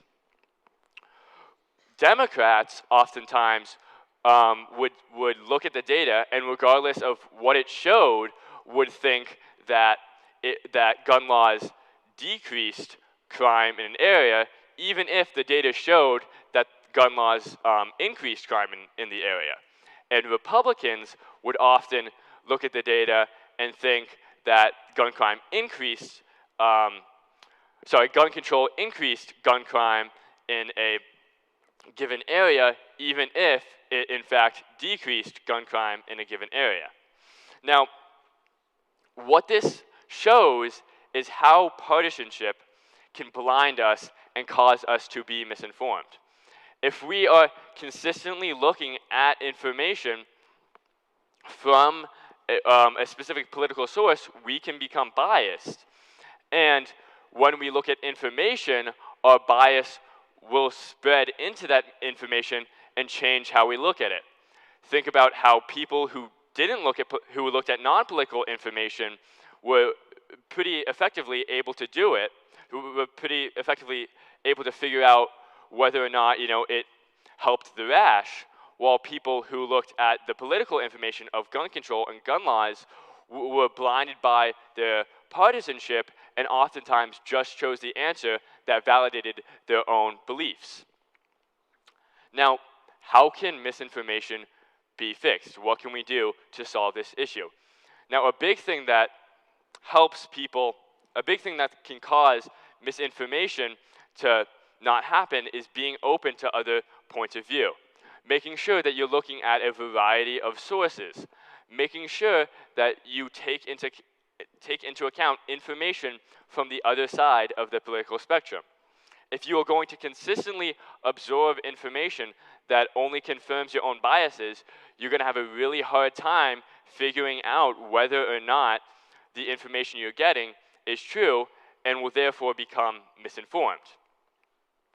This is the key to preventing misinformation, by making sure you're looking at multiple sources, being open to other points of view, and making sure you keep your biases in check. This is my key to unlocking a new perspective. Thank you.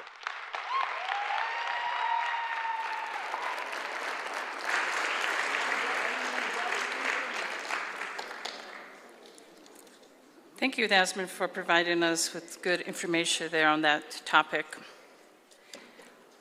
Our next presenter is Ashton Sbardella. Ashton is a junior here at Dartmouth High School and has been involved in TEDx DHS Club since his freshman year. We are so happy to have him back with us this year. Additionally, Ashton is also involved in many other activities here at DHS. He is the co-president of the Robotics Club, a member of the Math Team, a member of the Dartmouth High School Marching Band. Ashton chose his topic because he loves to travel, and wherever he goes, he obtains money from the location for his collection. Ashton has had extensive collection of currency from around the world. Upon graduation, Ashton plans to major in pharmacy. Please welcome Ashton Sbardella as he presents Money Talks.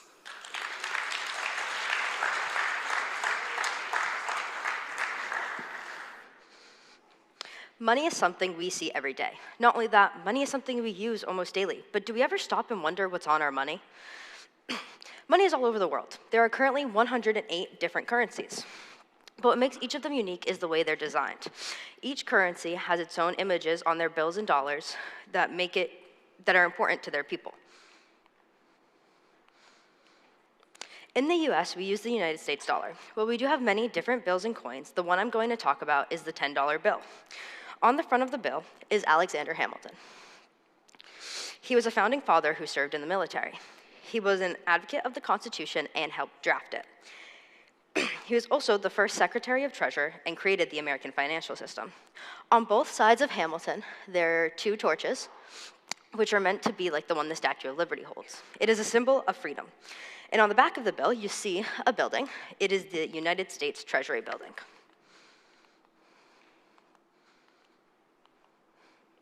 The next currency I'm going to talk about is the Canadian dollar.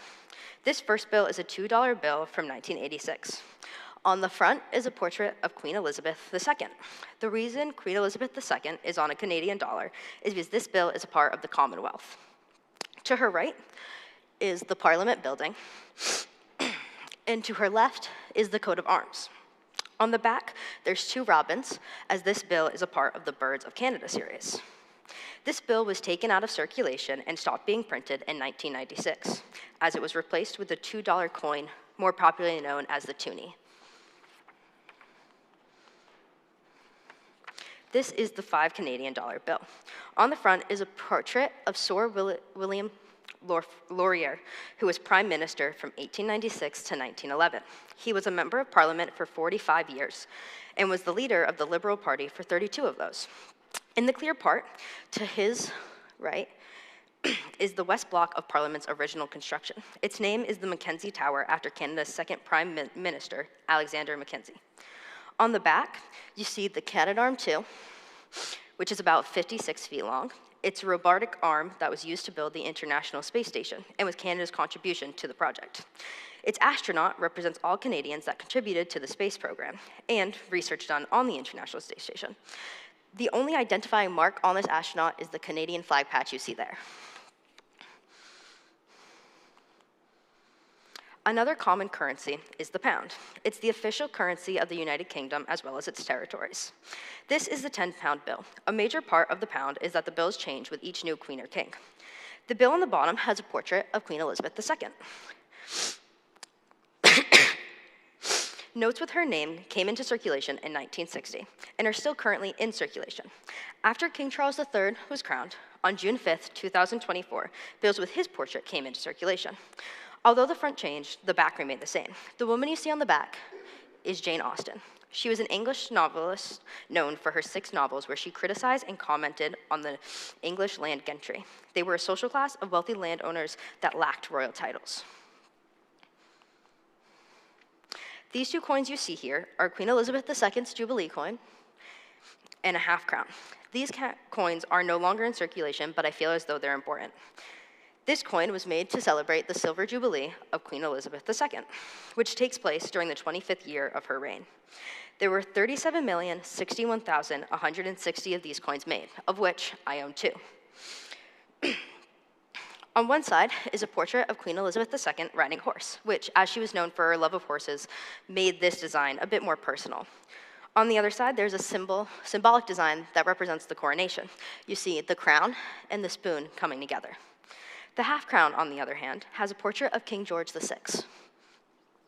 He is most known for his achievements during the Second World War. He visited severely bombed areas, which caused him to gain popularity. On the back of this coin is a shield with crowned monograms on both sides. The euro is a very popular currency used in many of the countries a part of the European Union. These countries include Austria, Belgium, Croatia, Cyprus, Estonia, Finland, France, Germany, Greece, Ireland, Italy, Latvia, Lithuania, Luxembourg, Malta, the Netherlands, Slovakia, Slovenia, Portugal, and Spain. The bill you see now is the 10-euro bill.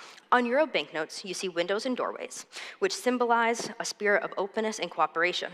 On the back of the notes, there are bridges, which symbolize communication between Europeans, but also Europeans and the rest of the world. What makes each bill different, though, is the architectural styles used. On the 10-euro note, you see a Romanesque style. Romanesque is known for having thick walls, rounded arches, pillars, decorative arcading, and large towers.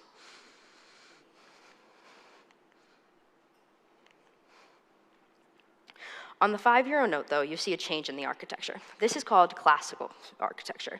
This style originated in ancient Greece and Rome. Classical architecture is known for symmetry, proportion, windows, pediments, and columns. Pesos are another important currency, primarily seen in South America. The pesos I'm going to be looking at are from Mexico, but other countries use pesos as well. These countries include Argentina, Chile, Colombia, Cuba, the Dominican Republic, the Philippines, and Uruguay.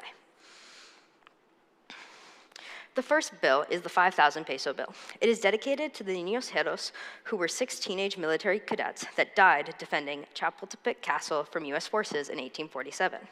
Those are the 6 men you see right there.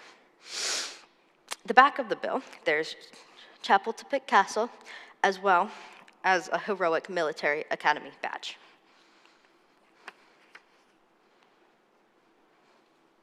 The next bill is a 100 peso bill, and is the 2009 issue. On the front, you see a portrait of Nezahualcóyotl, who was the 15th century ruler of Texcoco. On the back, you see the largest city in pre-Columbian Mexican called Tenochtitlan. The next currency I'm going to talk about is the franc. There are many different kinds of francs. These 2 coins are Swiss francs.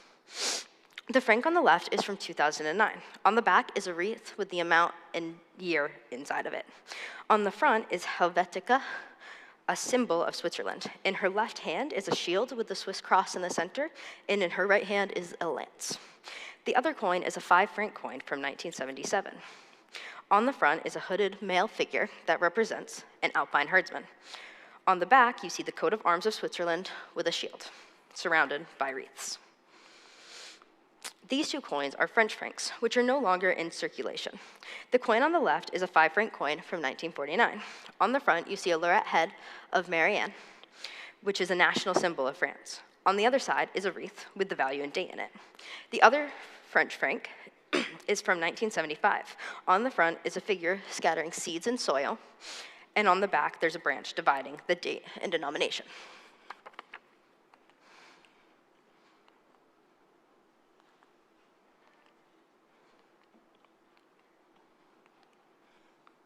The next currency is the Zimbabwean dollar. This bill is a $50 trillion bill. The government had to print bills worth this much due to hyperinflation, where prices of food rapidly increased and the government had to match market prices. On the back of this bill is the Kariba Dam, which split its hydroelectric power between the North Zambia power plant and the South Zimbabwe power plant. There's also an elephant, which is the largest living land mammal on the planet. On the front is the Tarimba balancing rocks, which was a common symbol on Zimbabwean banknotes. In 2009, though, this currency was abandoned as an official currency, and in 2015 was demonetized. For a while, Zimbabwe used the United States dollar and others as a currency, until in 2019, the Reserve Bank of Zimbabwe replaced this multiple currency system with a new Zimbabwean dollar. But the United States dollar is still used there, and is actually used in many countries.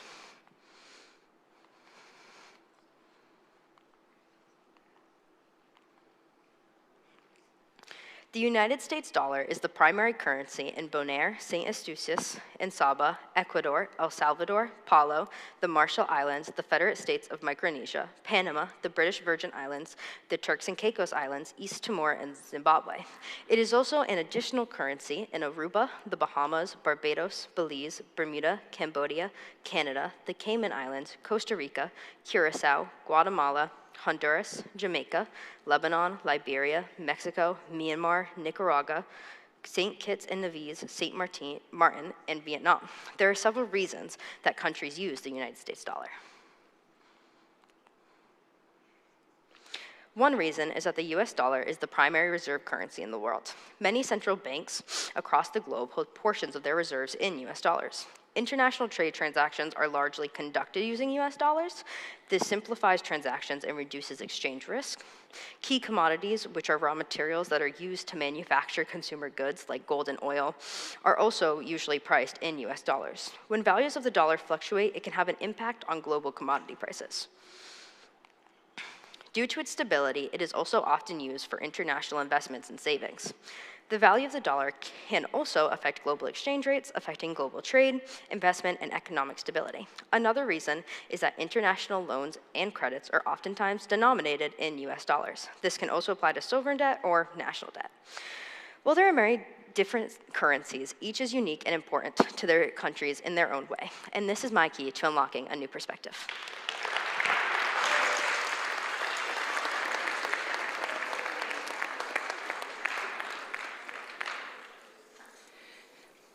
Thank you, Ashton, for sharing the different money around the world. Very interesting. Our last presenter for today is Leila Hijazi. Leila is a junior here at Dartmouth High School, and this is her first year as a member of TEDx DHS Club. Additionally, she is part of the DHS Orchestra and plays the piano. Leila chose her topic for her TEDx talk because she remembered her mom talking about trauma and the vagus nerve and didn't know how much she wanted to. This led Leila to research more about the topic, and it piqued her interest in learning about trauma and how it impacts the way we act. Please welcome Leila as she presents Mind and Body, the Silent Response.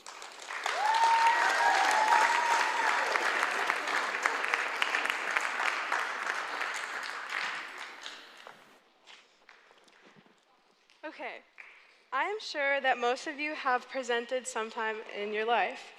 Your stomach starts doing flips, your hands get sweaty, and you can't breathe. This physical feeling describes the mind and body connection. If my body has this reaction to me just presenting, imagine what trauma can do to the body. Before I go into how trauma affects you, I have to tell you what trauma is.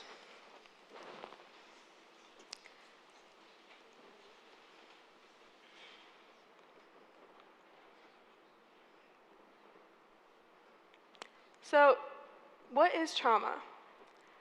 According to the American Psychiatric Association, trauma is actual or threatened death, serious injury, or sexual violence. This was the understanding for so long, but does it go further than that?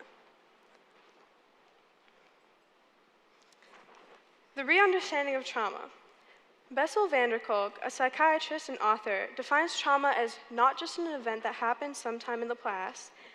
It's the imprint on the mind, body, and brain. This imprint has ongoing consequences for how the human organism manages to live in the present.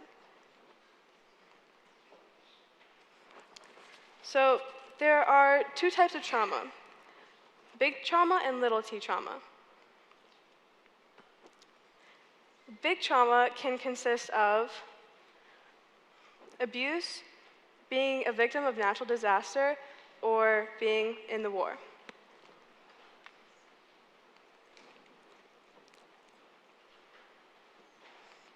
Little t trauma can be verbal abuse, legal trouble, being a victim of divorce, or watching somebody else experience trauma. Just because it is little trauma does not mean it is any less. It just means that it is overlooked when talking about trauma.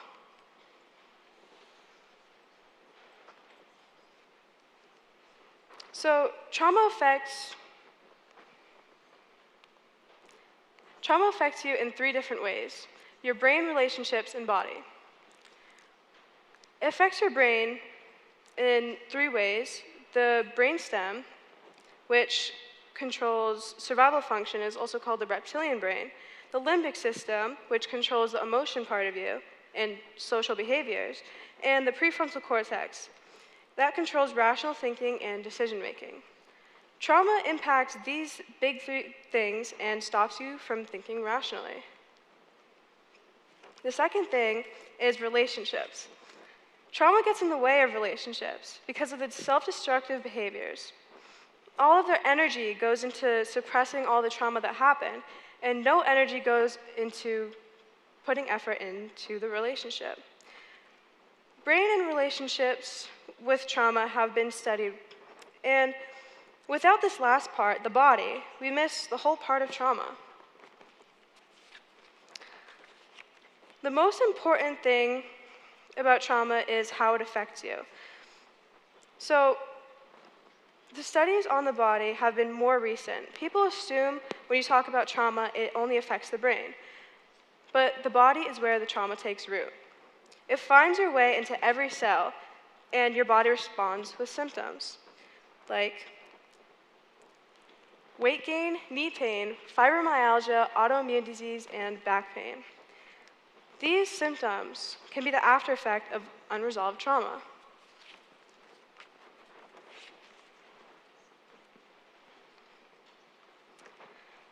Trauma and physical health.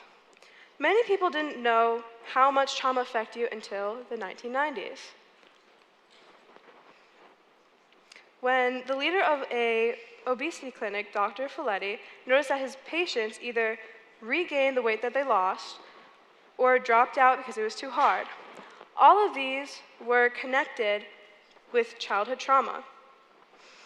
So this led him to think, is obesity and other physical symptoms a way that trauma takes root? And this led to the launch of the ACE study. So what does ACE stand for? Adverse Child Experiences.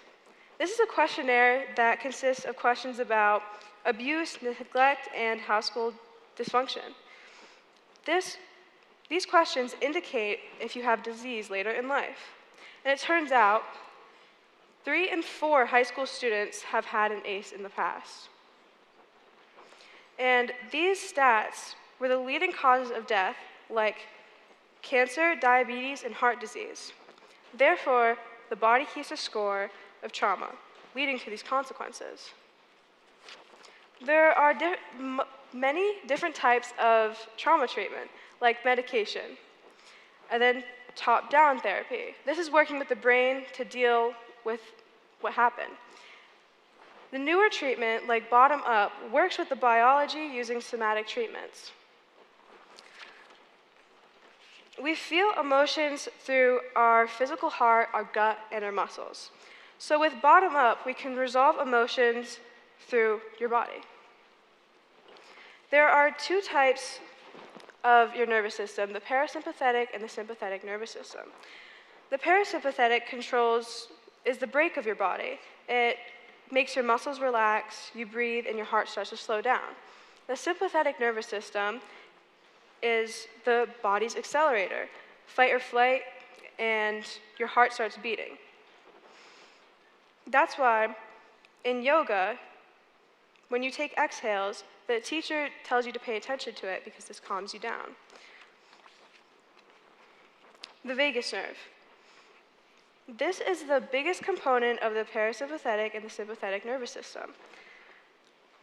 It runs through your body, taking info from the outside world and putting it to your brain.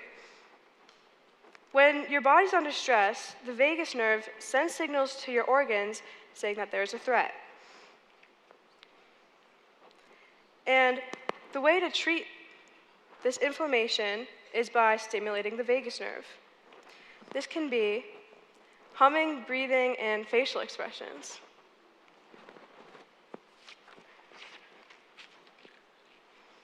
EMDR. EMDR stands for Eye Movement Desensitization Reprocessing. This replicates what happens in deep sleep. In deep sleep, we have something called REM, rapid eye movement. This is when we process things throughout the day. The creator of our EMDR figured this out by recalling the painful memories and moving her eyes back and forth. This made these memories less painful. And this makes the patients realize, yes, this happened a long time ago, and it's not happening right now.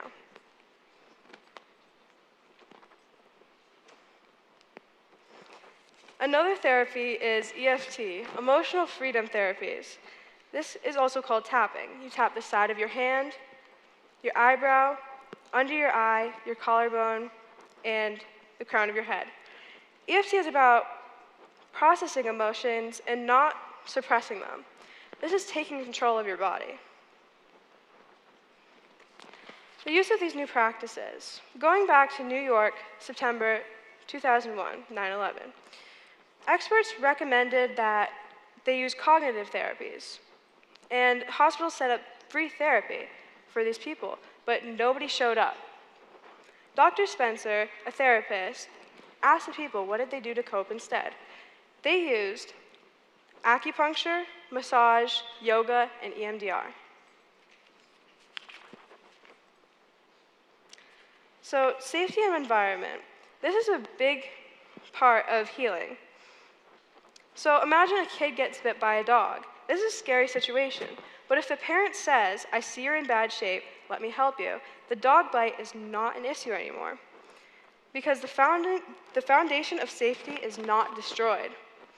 If your environment is supportive, if the environment is not supportive, the trauma can take root because we didn't get the help that we needed.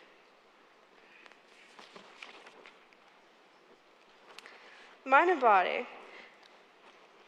Trauma is not a story that happened back then. It's the current imprint of pain inside of you. The new discovery of how the trauma affects the body are revolutionizing trauma support and helping people with chronic conditions. And this is the first step into knowing your body. And this is my key to unlocking a new perspective.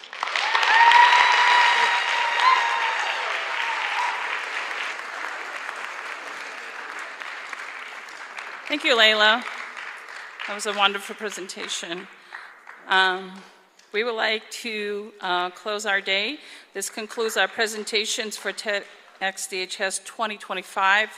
However, there are many people who have assisted with us with this conference that we would like to recognize. We would like to thank the following people for their continued support of our efforts. Principal Ryan Shea, Assistant Principal Mike Martin, Graham Cunningham. Please hold your applauses. DCTV Media, and especially Mr. Peter Chase, whose work with the sound has been a pivotal part of TEDx DHS for the past 10 years. Mr. Rob Perardi and the DHS TV Media students, Percy Nadu, Molly Bell, Ari Park, Mason Langlois, and Ben Smith for their help with the filming of the conference and the live streaming of today's presentations. Our crew that is working hard behind the scenes, Emma Cavallo, Abigail Lima, Kevin Oliver, and Trinity Sillington for their help with the tech and lighting. Our instructional technology specialist, Jess Brittingham, for her help with a bunch of technology. Library media specialist, Megan Tully, for her assistance with posters and for allowing us to use the LMC. Art teacher, Morgan Bozart, for her help with one of our presentations, as you saw. Ms. Harmony Pyers and her team in the cafeteria for their help with today's food. Our custodial staff, led by Richie Pereira, for their help with a lot of the logistics of today. And of course, our biggest thanks goes out to our presenters. Without their hard work and perseverance, this entire conference would not be possible.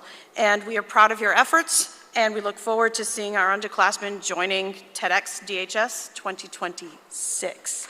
Thank you.